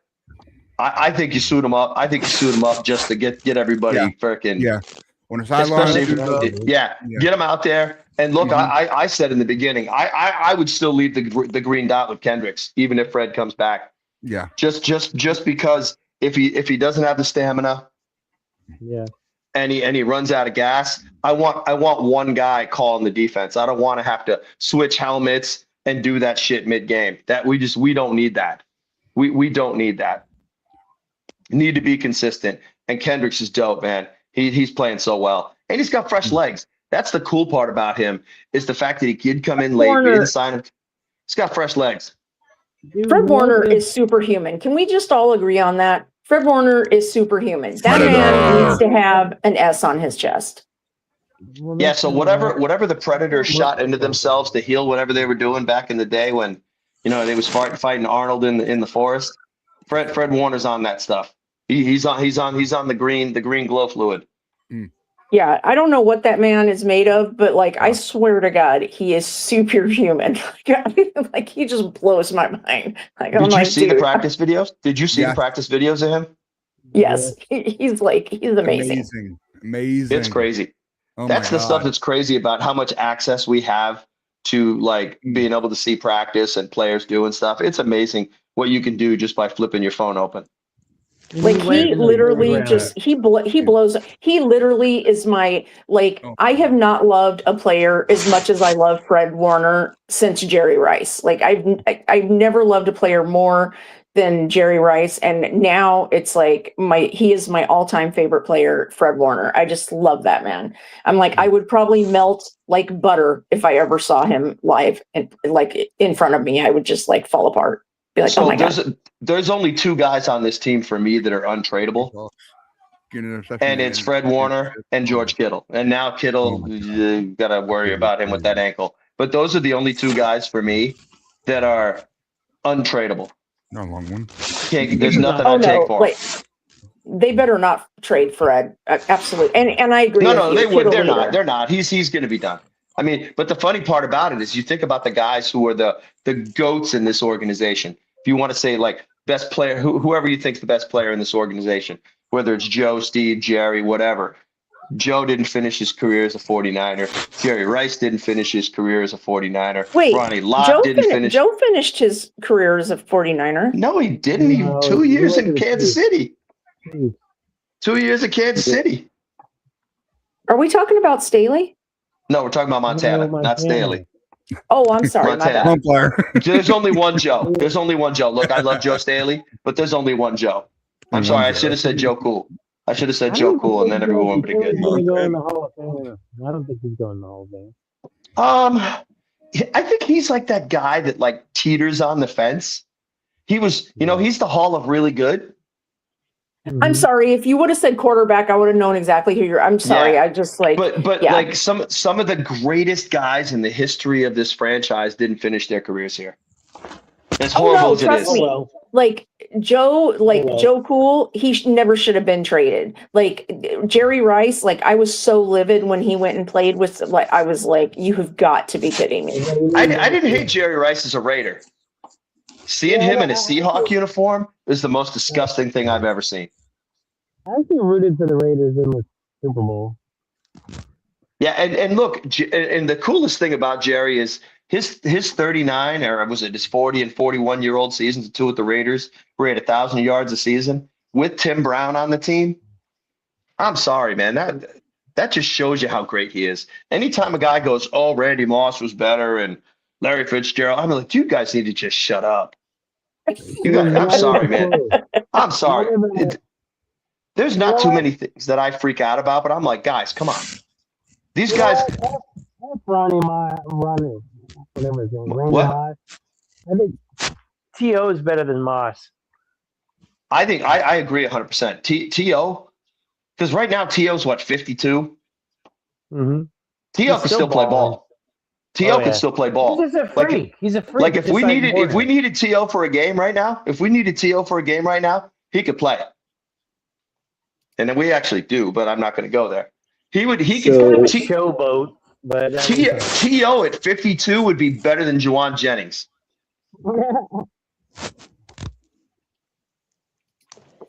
So I don't know. Seriously. I actually like Juwan Jennings just because Juwan cracks me up because he gets under everybody's skin. No, I like him too. You love him when he's on your team. You hate him when he's not. He's that guy. I love when he did that Grinch move. That was freaking awesome, dude. Yeah, but he's that guy. He's that guy. He's a villain. Hello, brother. We need a villain. Eddie. What's going on, Eddie? Eddie, what's up, man? Why aren't you in here? I was about to say the same thing. Why aren't you in here? In my mouth. Literally. Come on, Eddie. I think you promised us you were coming in. Eddie's scared. No, why should he be scared? I think that'd be bad I'm luck. just saying about the game, not here. They beat us 31-3 2 weeks ago. What? 31, my white ass. What? It felt like 31. Jeez. Okay, I got you. I got you. Stay there. I got you. The over It's like he has nothing to be scared of. We're the ones who should be scared. No, you know what? All the Denise on the Seahawks. They have the number 1 seed. Yeah, Denise, we're better. Yeah. We're better than we were 2 weeks ago. You think? Look, Kendricks and Wallow make a huge difference in our defense. Look, I do. You know what? What if they get? I'll be honest with you. It's like I was more afraid of the Eagles. The only reason I think we actually have a good shot. And the reason I think that is because everyone's going to laugh at me, but I think it's because of it being a divisional opponent. Like, I think that has a lot to do with how the game's going to play out, because both teams, we know each other really well. And Mike McDonald, might be Shanahan's daddy. We don't know yet. We're going to see on Saturday if he is Shanahan's daddy, but we don't know. But I will say they both know each other really well. So I think it's literally going to come down to the players. I don't honestly even think it's going to come down to scheme. I think it's going to come down to the players. Like, I literally think it is going to come down to the players. Well, coaching matters, and I think the Niners' coaching is better than Seahawks, just by a little bit. I think Kyle held a bunch of shit back. I think Kyle held a bunch of shit back. Let's be honest here. Out of everyone on this show, nobody loves Kyle more than I do, and I think Mike McDonald is a stud. Oh my God, you are hilarious, Denise. But how can you say I love my coach? I love my coach. All right. I'm gonna go not political with this and not have some fun with this. Mike McDonald. It's his first playoff. Nobody loves Mike McDonald more than I do. Eddie. No. I'm just saying, like, he's a good coach. He's a good coach. He definitely is. He definitely is. He How's definitely it is. going? Well, they brought him in here man. to beat McVay and Kyle. Eddie, what's up, man? You feeling confident? I'm- Eddie, you feeling confident or you nervous? I mean, I'm feeling 70% confident. There you go. That's confident. That's confident. No. There you go. That's way too much for the Seahawks. Buddy. Yeah, We're giving him too much credit. Yeah, so James. Do you think it's going to be a dogfight? Eddie is a Seahawk fan who comes into this 49er thing with us. So it's a big deal. It's cool to have him come in, and we can have fun with each other without anybody throwing animosity and stuff out there. I feel this is. I just asked Eddie. professional- Eddie, do you think it's going to be a dogfight? I mean, it could be. I mean, well, you guys can't have a repeat of 2 weeks ago. God help us. We better not have a repeat. You know, guys, if we Otherwise, had it's got to be a long night for you. yeah, right. If we had a Cardinals fan in here right now, we would be doing basically the NFC West roundtable right now. They don't deserve to be here even. Like they shouldn't even announce They don't. So Eddie, we have a Rams fan from Iraq here in the chat with us. In the vid. So it's cool. We got Seahawks, Rams, and Niners all in here chilling out. Yeah, how would he is a Fraudnals fan? Beautiful thing. No, we don't need a Fraudnals fan. I didn't want to go the other word. Like thank you for keeping this division, Thank you. even if you go back to the years that we were all trash, like the 2013. Well, I will 14, say 15. this about. I mean, I knew that Eagles hangover was real. Yep. I don't see why they would have a hangover since they're the champs. Usually it's the losers, like the Chiefs, who had the same record that we did, right? Or actually worse after we lost to them. Yep. Right? What are they, 5-12? No, man, I'm telling you right now. The reason the Eagles had a problem was they should have let Sirianni go and kept Kellen Moore, man. Kellen Moore is the reason that team had problems this year. Yeah, I know. I don't Kellen know Moore is he's a great offensive. will actually do for them. He's junk, man. Kellen Moore. Kellen Moore was the issue there. He was the glue that held that place together. Oh yeah, he's a great offensive coordinator. Everyone was telling me that that's a problem in Dallas, and I'm like, no, it's not. It's Mike McCarthy. He's terrible.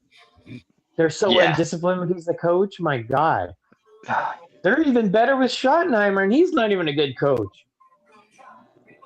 He might get there. I think he needs a couple seasons. And Jerry will probably give him time. Yeah, he's better than Mike McCarthy. Well, here's a question for all of you: who were you surprised that got let go from their coaching abilities? That's easy for me. Mine is John Harbaugh. He had to go. Say that too. Nah, you know what? I was surprised that they let McDaniel go because I really thought McDaniel was going to stay on for one more season. Yeah, that's what they said. They fired the GM and wanted to keep him, but I guess they lied. No, because they thought they were going to get Harbaugh. They thought they were going to get Harbaugh, and I think that's what happened. I mean, I think what's his name's Happy Friday, Daniel. Dolphins. Thanks for supporting the channel there, Daniel. Thank you, Daniel. Thanks for coming in, man. Is that Daniel Ferry? What's that? People don't even about Harbaugh. Daniel about John Barris. Daniel Barris. Barry. Daniel Barris Sports Highlights. Yep. That's Daniel Ferry in the chat. Woo! Why you know him? You know him, Tommy? Yeah, I know him. He's Tell him everywhere. to come in. Dude, come in. I don't think I've ever heard him talk. I've just seen him in the chats everywhere. He's a Rams fan. Daniel, jump in. Look at the chat page. There's a StreamYard link. You can jump right in and come hang out with us. If you can't get the link, Daniel, send me your I'm gonna send me your email somehow, but I don't know how you're gonna send it to me. I already got you on Messenger. Throw the email in the chat. Yeah, it's right in the chat. It's right in there. I don't know if it works or not. About John Harbaugh is like you have Lamar Jackson. Lamar Jackson is one of the best quarterbacks in history. That is undeniable. And with all of these seasons, the best you could do is losing a conference championship. That is disappointing very much because let's remember that style of play doesn't translate to playoff football. At least I don't think so. It never has. And their defense always kind of chokes out. Even remember their Super Bowl. Their Super Bowl win was literally sloppy and horrible too, and barely. Yeah, I don't know. That style doesn't win. That style doesn't win in the playoffs. So what? So fire him if he doesn't win in the playoffs. Yeah, and well, the problem, and now Lamar has gone long enough in his career where he's taken all those hits and that beating. I don't think he plays a full season again in his career, and he's 29. I bet you he doesn't. He's too beat up now. Now everything, he's just gonna fall apart. The guys in his situation, they don't last. You don't see guys that play like Lamar playing at 35, unless they change their game and turn into a pocket passer the way Mike Vick did. Because think about it, everybody talks about Atlanta Mike Vick, right? Philadelphia Eagle Mike Vick was way better than Atlanta Falcon Mike Vick. Atlanta Falcon Mike Vick was way more electric and running all over the field and freestyling and doing all that stuff. But when he became a pocket passer and played in Philly, Mike Vick was a phenomenal quarterback. He was.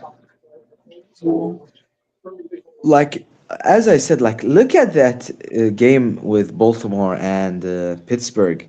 That defense of Baltimore was a laughingstock. Literally. So that is definitely on the coaching staff. Yep. And I think they just finally ran their course. The team ran their course. When you've been with the same organization for 19 years, it's kind of over. You need a refresh. I think it's hard to get those guys pumped up. The message is the same. It's old hat. You need to bring something in and shake it up.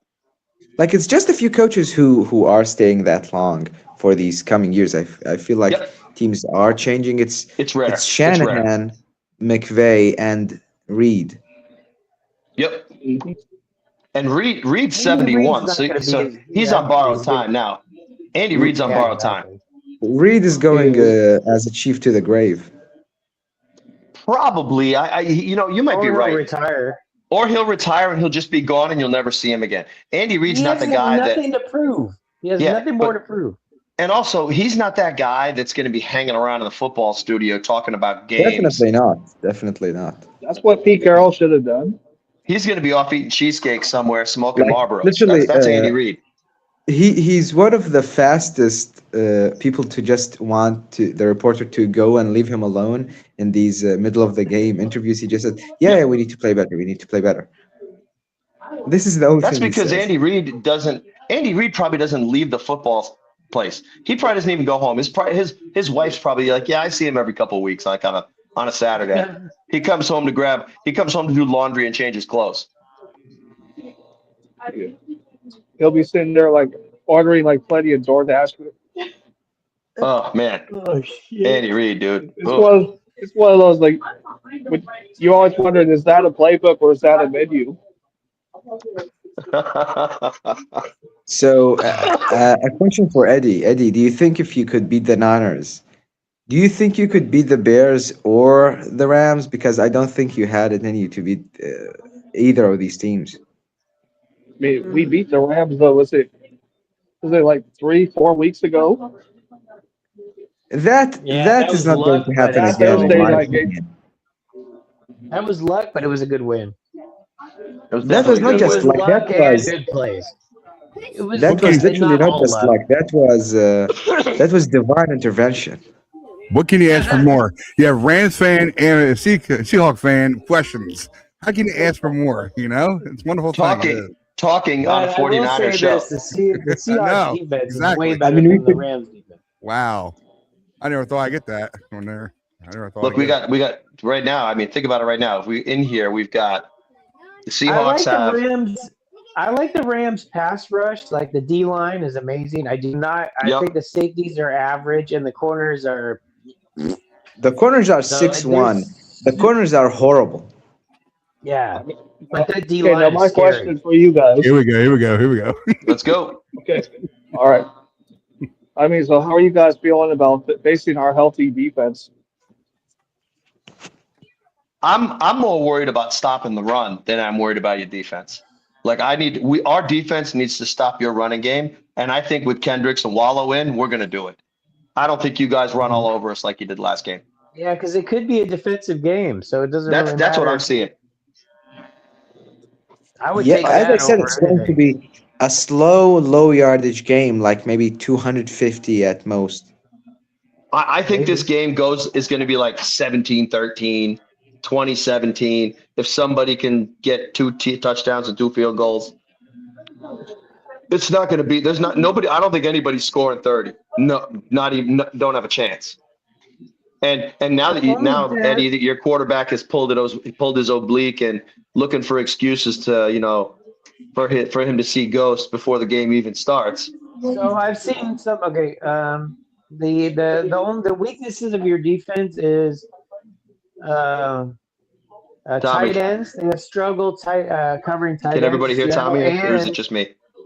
I can't hear him. I can hear him. I can hear him. I got him. And All right, I'm jumping out again. has not been the Come on back best in. in Come on back in. coverage. Come on back in. But or is it Ernest Jones? One of them.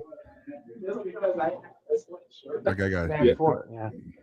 But that's not saying anything because our starting I got you, linebackers girl. I got you. were Richie, horrible in come on, coverage, coach. but Come now on, we coach. have decent. I got you. Okay. Roll back in. But Good. All flowing. we got to get you out of that 2-shell defense. But that's You can hear it by now, right? Right now, Richie. You good? Okay.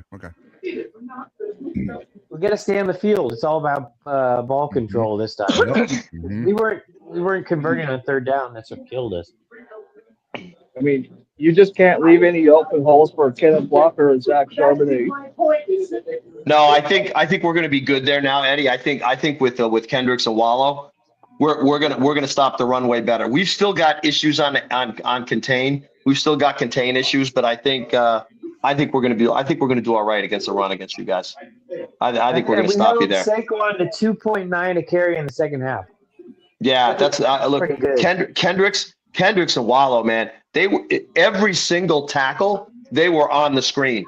Every single play. Those guys balled out, man. They balled out. You know what? Like, Rich, I feel like this. I gotta this go game back. I gotta go back to work, but I'll talk to you guys later.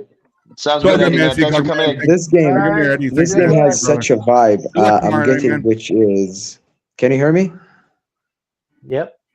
Yeah. This game has the vibe of the 2021 NFC Championship.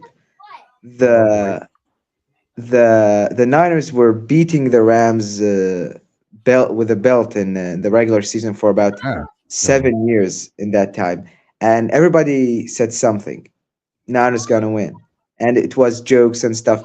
And I thought we were going to lose, but then we had the coach and we had the quarterback we need, and we could win it, and very easily that was. And I feel like the Niners are going to do the same thing and defy expectation as we did. You know what, James? I agree with you. I think we're going to end up being the game. We're going to be the NFC Championship game. It's going to be Rams Niners at SoFi with more 49er fans in the stands than Rams fans. To be honest, like McVay's whole career, he has never had the backing of the crowd, so I don't think it's a problem at all for him. Like, and it's not. Remember that. I love McVay as a coach, man. I love McVay. You know what? The Niners and the Seahawks are better road teams, that could be a factor. Yep. So is there going to be any rain in the game? I don't know. I haven't looked at the forecast. And the funny thing is we all know so James Josh, a guy that is normally in here on Fridays with us, is on his. I don't know if he's on his way to Seattle or he's already there, but he's going to the game. Nice. He will be attending. Yeah. But even if I would, that is probably like how much is the tickets to these playoff games? Probably $1,500 US dollars, right? Probably $1,500 bucks. 500 is the cheapest. Not bad, not bad. Like, or wait, is that just a regular ticket? I'll tell you, the nosebleeds. The best way to probably do this if you don't have the money to get in the game is you go to the 49ersrush.com and you go hang out at their party and watch the game at their party and actually just be in Seattle. Mm-hmm. Yeah, like the 49ers as a franchise, it's unique because I think it is the Cowboys, the Niners, and the Steelers. They rule the United States in terms of fans. That's fair. And it used to be the Cowboys. Cowboys used to be called America's team. I think it's the Niners now. The Niners travel, I think, probably better than any team, especially away teams, probably better than anybody in the NFL right now. It's nuts how many 49er fans you will see in the stands at away games. It's amazing how much red. They're probably just escaping San Francisco for 2 days to just get their brain back to normal. Okay, family. I got something to share with you guys. 2 things. Okay. One, Ricky Pearsall is expected to test his knee out at game pregame. Yeah, he's game time decision. I knew that. Yep. And 2, I got he's not going to go. I got the prediction from Eddie before he got off. I was trying to get off him, but he couldn't give it to me, so he gave it to me now. He expects them to win 27-17. That's his prediction. He's crazy. They're not putting up 27 on us. Definitely not. They're just not. Yeah, he better get used to me trolling his ass. Dude, I mean, God. I'm trying when a message is, oh God. Yep. He's got to lay off the Snoop Dogg stuff. And it's the right number. We're good. Ugh. Like my prediction, it is going to be 19-17 Niners win. And I might even be like 17-13. Dude. 19 points is about average for the Niners, so that number makes sense. Their defense is so good, though. Their defense is so good that you worry about how many points you can actually put up on them. This is maybe one of the easiest over-unders I picked because the over-under is so high. 45.5. Who made that? That's high. Yeah, it was on PFF too. 45. That's high. That's high. I mean, unless they think because it's the playoffs that maybe Kyle's going to dip in the Shanna bag a little bit more. And listen to the joke. I'm coining that. I'm coining that and going to hashtag it Shanna bag. We all know that first Fred Warner, goes, he's traveling with the team, so he's going to Seattle with them. So just so you guys know. Say that again. Fred Warner is traveling with the team to go to Seattle. Just so you guys know. Yep. All right. Even though he's not activated, but he'll be with the team. So what if Shanahan tries to go deep?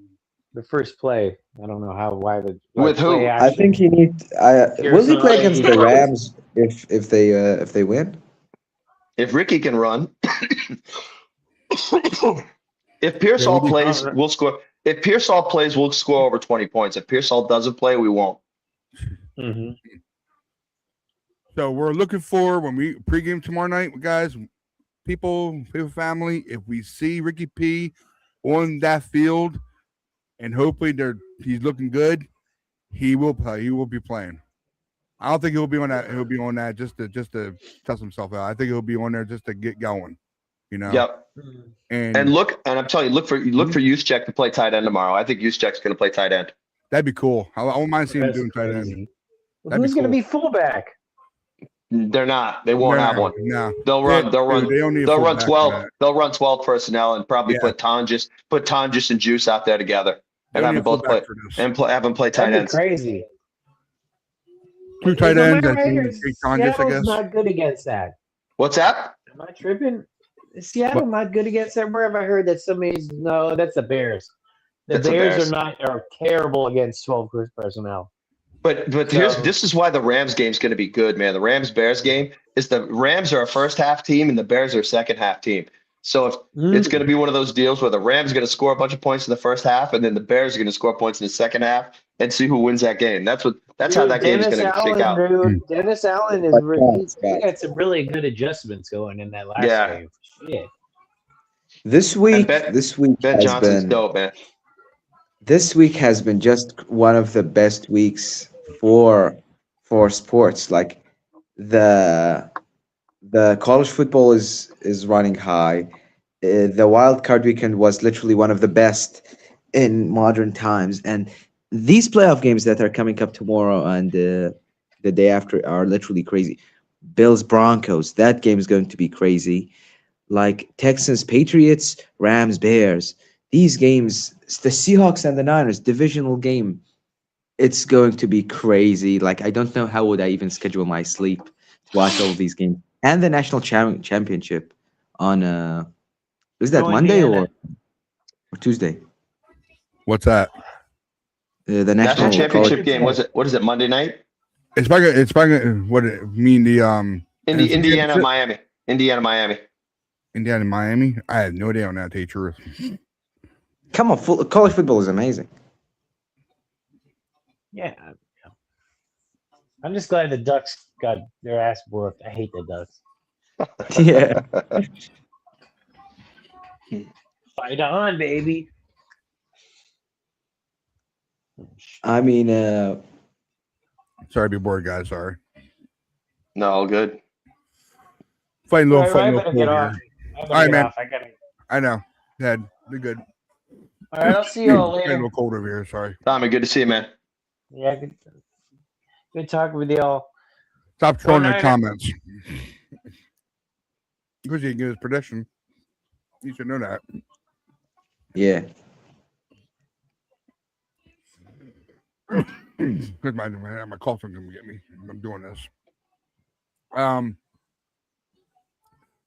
Did you guys? Nope. Okay. Hope he goes back now. So Ryan, you didn't give us your prediction. Oh, my throat. It's gonna kill me now. Hold on 1 second. I don't give out predictions. I always say we're gonna win by 2 touchdowns, at least. That's what I always say. I don't ever do it at all. Even ask all the guys will tell you. All I went and all I was to have a nice lead, 10 points, 13 points, 14 points by at least 5 minutes left, and we had the ball. If they have the opposing team has the ball, I'm hoping we can stop them. That's all I do. If I do, then I know exactly how it's gonna go. So, did you guys by chance see? I know you. It was like what, Monday or Tuesday. Frank Gore made a special appearance on one of the talk shows and talking to the On with Shady. Yeah, thank you, Shady. Yep. He was on Speakeasy. Dude, I saw that. Jeez, he was talking to him real. You know, he was talking to him real. You know. Yeah, he said. What did he say? We came into your house and beat your blah blah blah blah blah ass. And Shady had nothing to say about it, really. You know. No, and Shady actually, because he's been a big slanderer of Brock Purdy, and he was like, yeah, Purdy's actually good. Yeah, that's how he said it. Oh, he's actually good. And then Frank came in, said, we came in y'all's house and beat you. Blah blah blah blah blah blah. And he was funny too. Shady don't like the friggin' 49ers at all. He has never liked the 49ers since he came in the league. Well, Eagles 49ers, no. So. But it was funny because Frank went on KNBR yesterday and gave him the clean PC version of all that. Jeez. It was pretty funny because the PC version of we went into your house and put belt to ass. So Ricky P plays on tomorrow night. We're good. If he doesn't play, I'm sure Kyle's going to end up going his backup plan that he has in case. So we're all hoping for Ricky P to be okay and get it going. He's very optimistic, exactly what he said in his presser.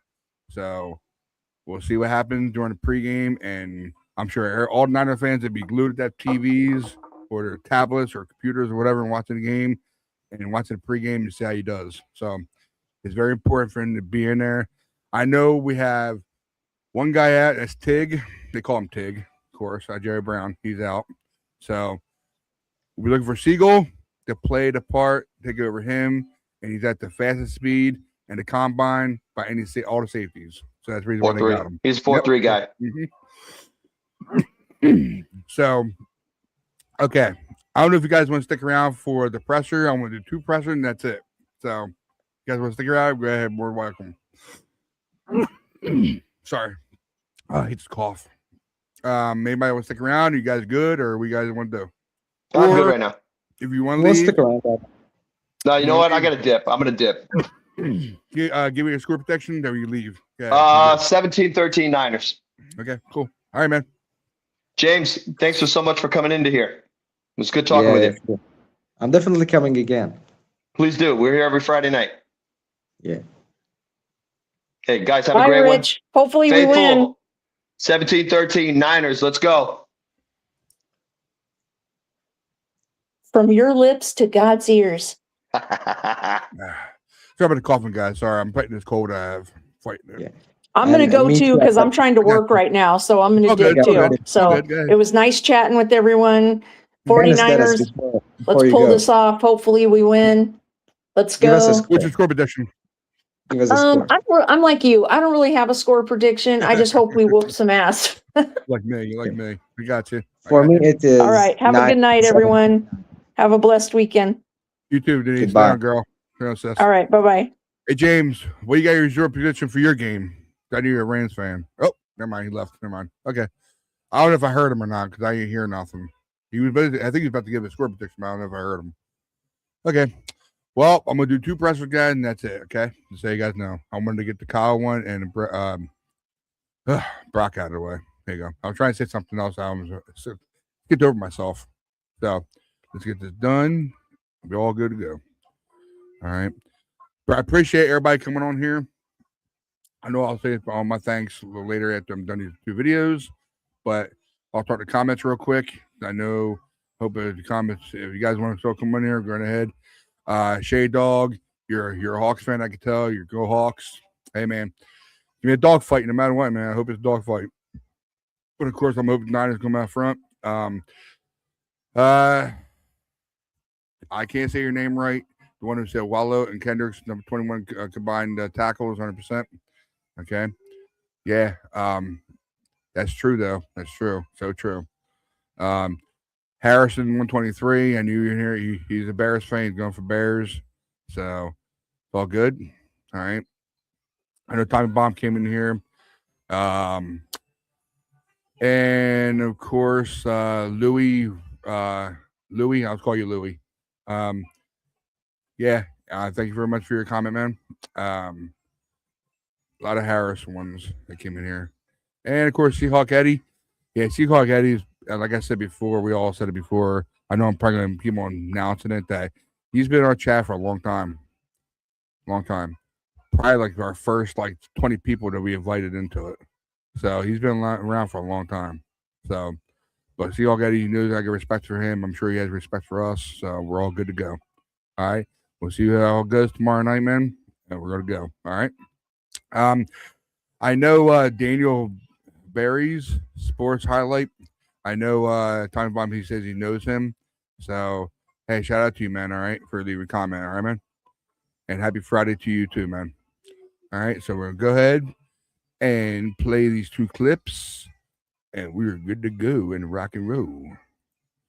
Boom, boom, boom. Is baby gone? Hope it's right. On there. Bang. And here we go. Yep, wrong one. Sorry. All right, guys. Injuries for the game. Jair Brown will be out. Ricky Purcell, questionable. Luke Gifford, questionable. D. Winters, questionable. Fred Warner out. Jacob Cowing, questionable. Go ahead. Did Fred Warner have a setback? No. How do you look yesterday? Look good. We asked all of the players how they felt about his energy being out there again. Did you, as a coaching staff, also feel it, just him being out there? I don't pay attention much to that. I mean, it was an individual and stuff, so I don't really. I mean, in the meetings and everything, anytime Fred's around, they feel it. So, love having Fred around. You feel more confident than ever with Fred that he's put himself in a position to be available a week from now? Yes, I do feel confident in that. We'll see if it works out. Going into the short week, do you maybe refer to last year where Washington was the 6th seed? They had the short week, played the number 1 seed and won, or do you have your own analysis for what you say to the Yeah, we didn't say anything. We just changed our schedule accordingly. But yeah, we don't really talk about it. How do you feel about the way the team practiced this week? I thought we had a real good week. We got some work in on a short week, which was nice. We did some full speed stuff yesterday, and I think the guys have handled it real well. To the wild card week, and you gave a speech about playing out of desperation. How much relevance is that taken into Seahawks this week? I mean, I feel that's kind of our message every week. I feel like that's kind of what's gotten here. I feel like that's I was more about that. I think our advantage in the season is we play desperate every game. I feel like that's what gives us an advantage over most teams that we play against. My message last week was more that's not an advantage in the playoffs. Every team plays desperate in the playoffs. So be ready for that and understand that when you're going against people. What have you learned about Eric Kendricks from coaching him that you couldn't learn from coaching against him or just watching him on tape? I mean, I think he kind of just validates and confirms all the stuff that I thought I knew about him. When you don't know someone at all, but I always talk about it with our players all the time. I think you can watch, you can know how a person is. You can see people's character, what type of guy they are by really watching a silent football tape. And I think he's confirmed that. We knew just going against him, it seemed like he was a hard worker. It seemed like he was on it. It seemed like football is very important to him. When you show that stuff on tape, that usually leads to a reliable, accountable, good person that people can rely on. And since he's been here, we've seen exactly that, and seen him on the field last week. Confirmed he's still that same dude. Were you surprised at how ready he was to go when you finally got him in the building? I mean, you knew he had a chance to because of the style of how he played. He wasn't a guy that, I mean, he was always so talented. You know, I think he was a first round pick. Pretty sure he was. So obviously he was talented. But when you watched him over the decade, it wasn't that you were just always noticing just height, weight, and speed. You're noticing how good of a football player he was. And when someone doesn't have a training camp, doesn't have an off season, doesn't come to any place until week 12 or whatever it was, you'd be very shocked that they could pick it up. But the reason we wanted him is because of the style of the way he played. We thought if anyone could do it, he would have a chance to, and he did that right away. Now, when he had that setback in our bye week and tweaked his calf, you know, that's like, oh yeah, that doesn't surprise me. That's what happens. And I was surprised how he could come back from that and be able to be ready 2 weeks after that and be able to help us out and then pull out a whole game there last week. What did you see from Ricky this week? And is there a chance if he does play that he's on like a snap count? Yeah, we want to put him on a snap count, but I saw improvement. He's still battling it, so that's why he's still questionable. But you know, we would never put a guy on an exact snap count, especially in a playoff game. But we also understand where he's at, and that it would probably have to be different than his just true status of when he's 100% healthy. Is Fred going to make the trip with the team? What's that? Is Fred going to make the trip? Yes, he is. I asked that before I came in this week. Coach, heading into week 18, you said there's not a lot of secrets between Seattle and you guys are division rivals and you know each other. Does anything change now that it's a playoff game? I don't think so. Last time we played them felt like a playoff game, and I'd like to say some things change every week because people get hurt and stuff, but they haven't played since then. So we'll see if anything changes when they come out, but I'm sure they'll get some guys back. I know we got some guys back, especially, you know, we didn't have Trent the last game. Hopefully we can get Ricky. But it's probably as similar of a game as you can have in this close amount of time.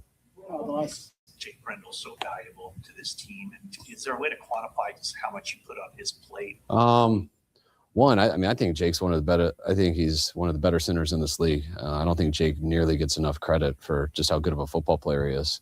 Every year we study free agents, we study around the league, and that's where you get to kind of study people. And I'm always been very happy with the center that we have. And when you look into just schematically some of the stuff we ask our center to do with protections, what we ask him to do with run plays, and you know, you don't see our quarterback, any quarterback that I've had, we don't ask them to point out a lot of stuff. We have the center do a lot of that. And Jake is as good as any center I've been around with doing that stuff. Do you have any update on George after surgery? And have you been able to talk with him? I talked to him through text. He sent a funny picture of him in his after surgery to my wife.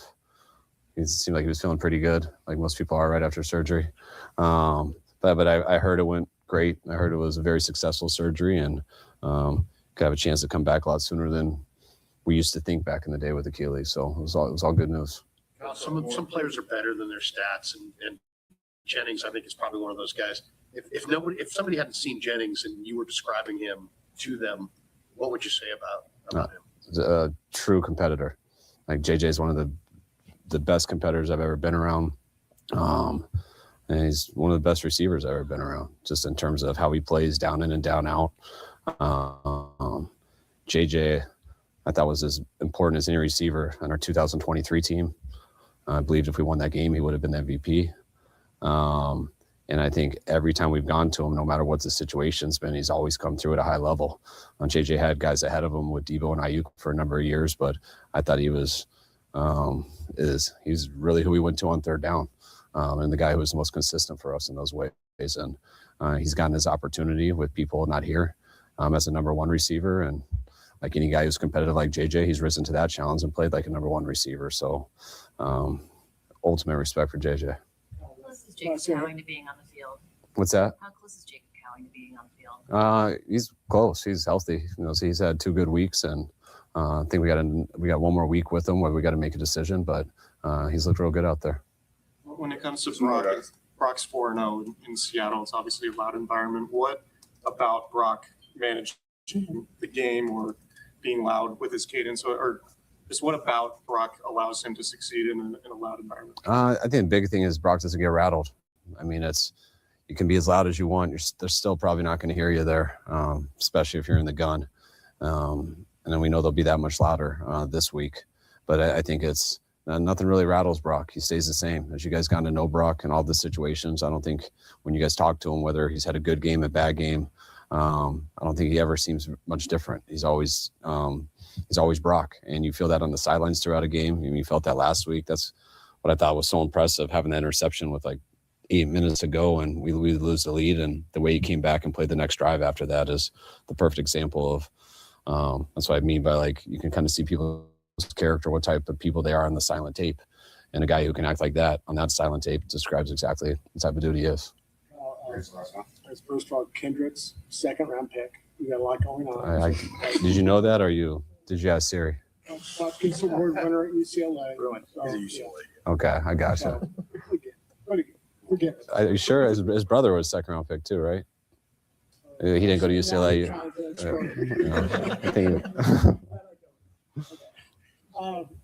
The Seahawks just listed Darnold as questionable with an oblique. That's obviously could be a big development. Does that change anything? I mean, the possibility, that they could be starting the backup quarterback, could that change anything about your preparation? No, not at all. No. Preparation is, we want to change anything in the next couple of days. I mean, I didn't know that, but I'm definitely not going to think too much of it. But if that happens, we'll react accordingly, which will still be the same football game. All right. Thanks, guys. Okay. All I got to say is all hands on deck. Exactly what it means. So basically, if Ricky P shows improvement, why he's on the pregame and shows he's ready to rock and roll, then we have our speed wide receiver that we wanted. I pray to God he starts playing. And like I said, I'm a big Florida Gator fan, so I hope he does something. I hope he steps up and does his thing he always does. So, but like I said before, if it goes south, then I guess Kyle's gonna have to go to his bag and try to pull some tricks out for plan B, So that's where it's gonna go. All right. Got one more video for you guys for tonight, and I'm gonna share it right now. Of course, we all know it's gonna be Brock, and here we go.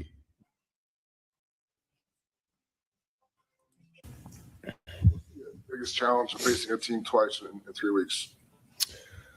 Man, I think just finding obviously what had happened in the last game and what adjustments you can make, but also we just played them 2 weeks ago. So looking back at the other game plan as well and having it sort of fresh in your mind and picking it up where you left off and obviously making some changes where you need to. But feels like we just played them. So they were obviously effective against you. You go into it thinking, okay, they're going to do the same thing, or do you figure no, they're going to mix it up since we just saw them, or do you not worry about any of that? Like Kyle and coaches worry about, how they might attack or whatever tweaks they might have. Yeah. I mean, obviously we look at the last game, this most recent 2 weeks ago, and then you still got to look at, and, how they played just in general and who they are as a defense and stuff. But obviously Kyle and the coaches do a great job with understanding, where we weren't great, where we were good, and what we can continue to be good at, and build on those kind of things. But, they do a good job with that. Like Kyle's done it, year after year, where we've played teams pretty quickly, like a quick turnaround, and has made some pretty good adjustments and stuff. But at the end of the day too, like you got to go out and execute and play a physical game, man, and execute on third down, stay on the field. And, you can draw up all the plays that you want, but at the end of the day, man, can I be better than the guy across from me and do it longer? So you've done nothing but win up in Seattle. So when friends ask you to describe the environment and what it's like to win up there, what do you tell them? Yeah, it's one of the, hardest places to play when it comes to the environment and the fans, and every down matters. And, you have to be on point with everything, your communication, the operation, things like that. Cause it all matters. It all adds up. So, but when you're on top of it and you can execute, on the road, it can feel really good when you do your job at a high level. So tough place to play, but it's worth it if you're on top of your stuff. The defense is really talented, obviously, but it seems like they have an elite scheme, an elite play caller. What makes Mike McDonald such a challenge from a quarterback's perspective? Yeah, he just does a good job of making the quarterback have to earn everything. And I feel like there's not a lot of easy gimme plays out there. You have to play quarterback for 4 quarters and be smart with the ball and go through your progressions truly. And then on top of that, the front, how they coach up the front with the push in the pocket, playing pretty deep to short on a lot of things, and, not allowing you to have a lot of explosive plays across the board. Like you have to go earn every single yard. So, and that's obviously for the quarterback, but, for the whole offense as a whole, it goes for everybody. So he does a good job with it. He's got a good scheme. And then on top of that, really good players. Is it fair to say you can't be greedy and you have to sort of take what he gives you? Definitely. Yep. Is it easy for you to be patient like that? Yeah, I mean, I think over the years, I've sort of had to learn in certain situations, when to be patient, take what they give you, stay on the field and compete on third downs and do that the whole way. Or, there are a couple ops maybe of if we do have a play call with an opportunity on and they give us a look, like, let's go and let's take it. So, it's just that fine balance. But, I've been up against this guy a couple times, and I feel like the theme of it has been definitely, be patient and find ways to stay on the field. Cisco going to Seattle labeled as underdogs. Is that like a tagline that you guys cherish and relish going in? Yeah, I think at the end of the day for us, it's like, we just focus on ourselves, man. And when we watched the film against Philly and all of us were also eager to get better from that. And then obviously we're in the playoffs now. So it's, we stayed alive and we're alive right now. So for us, how can we just go and find a way and, play together and play our standard of ball as the 49ers. So that's how we look at it. Obviously, yeah, you can call us underdogs and everything, but, for us, man, we just focus on ourselves and go about it that way. 3 years ago today, I think you made your playoff debut up there. How are you a better quarterback today than the guy that went into that game? Sorry, you threw me off because my first playoff debut was 3 years ago. I think today was your game in Seattle, first playoff game here at home. But yes, yeah. Sorry. How are you a better player than that player? Yeah. Man, I just think, the system, how Kyle calls plays, what I need to do as a quarterback for 4 quarters. I just feel like I have a better grasp of that. My rookie year it was sort of just, I got thrown out there and I knew the plays and everything. Yes. But man, I was just sort of just playing, and sometimes wishing, like looking back and watching the film, like, man, I got to be smart in some situational football moments. And, I feel like now 3 years later, I just feel better in that regard. So, but it's never easy. I'll say, like, it's the NFL. New guys come in, there's new scheme, there's new coaching, you name it. You have to find ways to adapt and be at your best every Sunday, and nothing's ever given to you just because you had success the last week or years past. So that's something that I've also sort of had to wrap my mind around mentally.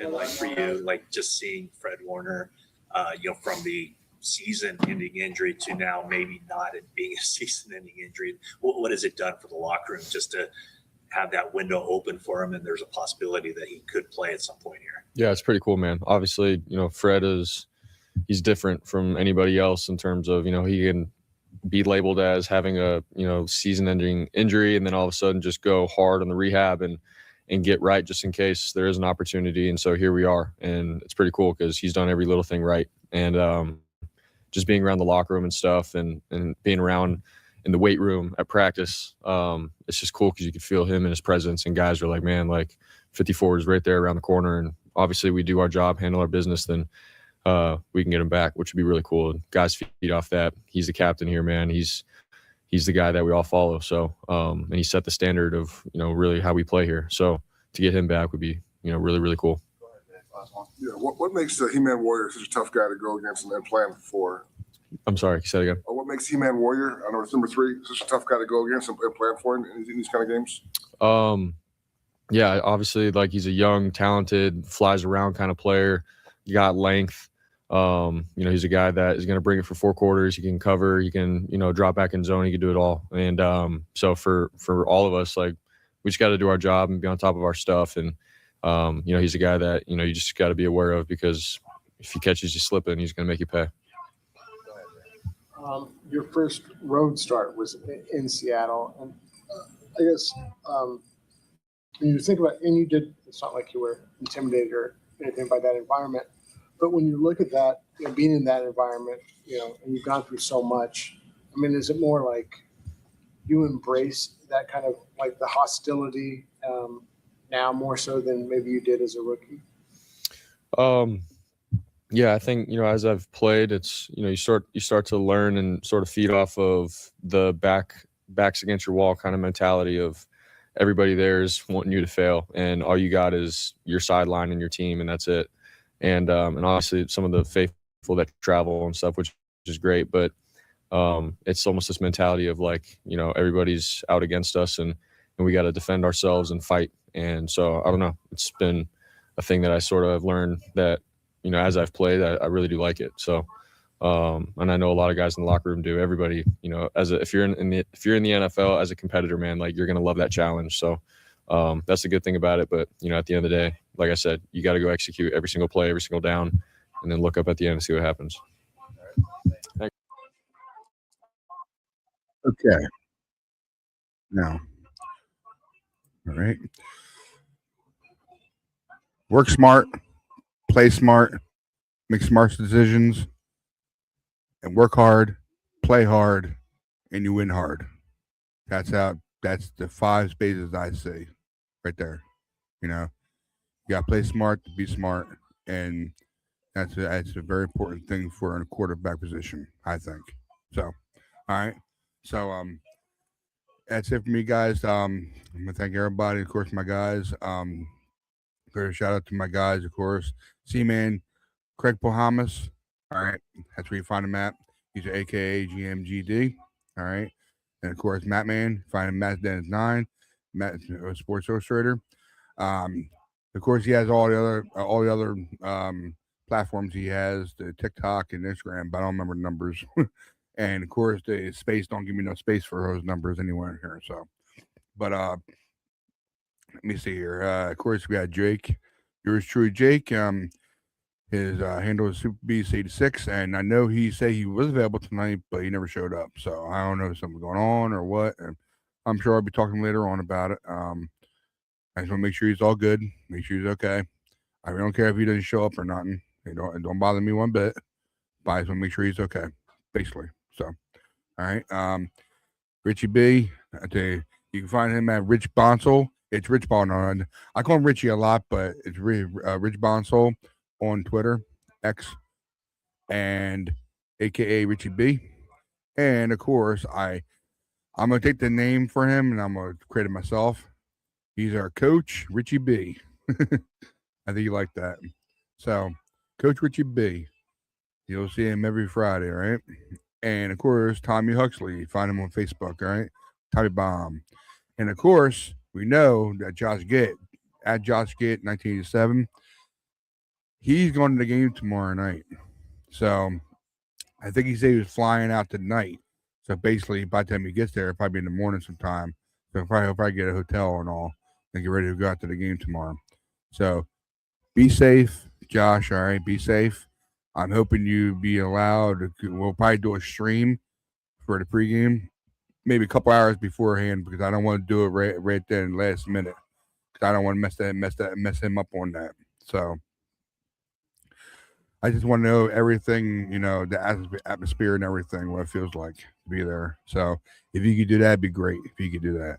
If not, if it's all good. If he's too much incapacitated where he's at right now, don't worry about it. All right, man. Just have fun. That's all I'm saying to you. All right, man. All right. Just have fun. Be safe where you're at. Give a shout out to our sis over there at Denise Granger 11 on Twitter. All right. Denise Granger is a wonderful woman. She's cool. Cool as hell. Even though her husband's a Washington Redskins fan. Yes, I call him Washington Redskins. I don't care. But he's a very, very wonderful husband to her. And I tell you right now, she's a nice woman who would come on here as her busy day, and she's always on the computer doing her job. So we all got jobs. We all got to pay the bills, what they're doing. So I can commit to her no matter what she does. So please smash that like subscribe button. All right. Hit the subscribe button. Turn on notifications when we go live. I know I can't speak right because I'm blah, blah, blah, blah. But put notification on. That way the bell, when it goes off, we go live. All right. And of course, I know we did in the beginning. We did I did the post game for the 49ers Eagles game. Like I said, I never got over that because that was a really tough game for me. I mean, till the end, I jumped up on my seat and I just screamed.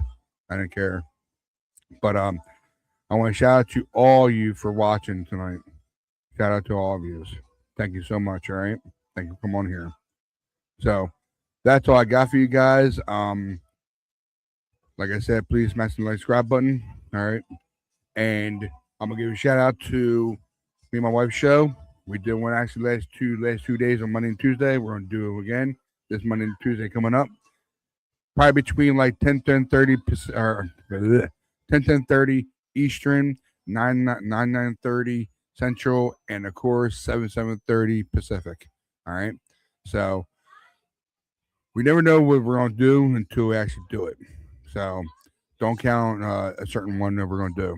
So, but we just come up with something and we start having fun with it. It's all about having fun really on there. So MM Box, of course, you can find that MM Box. If you need to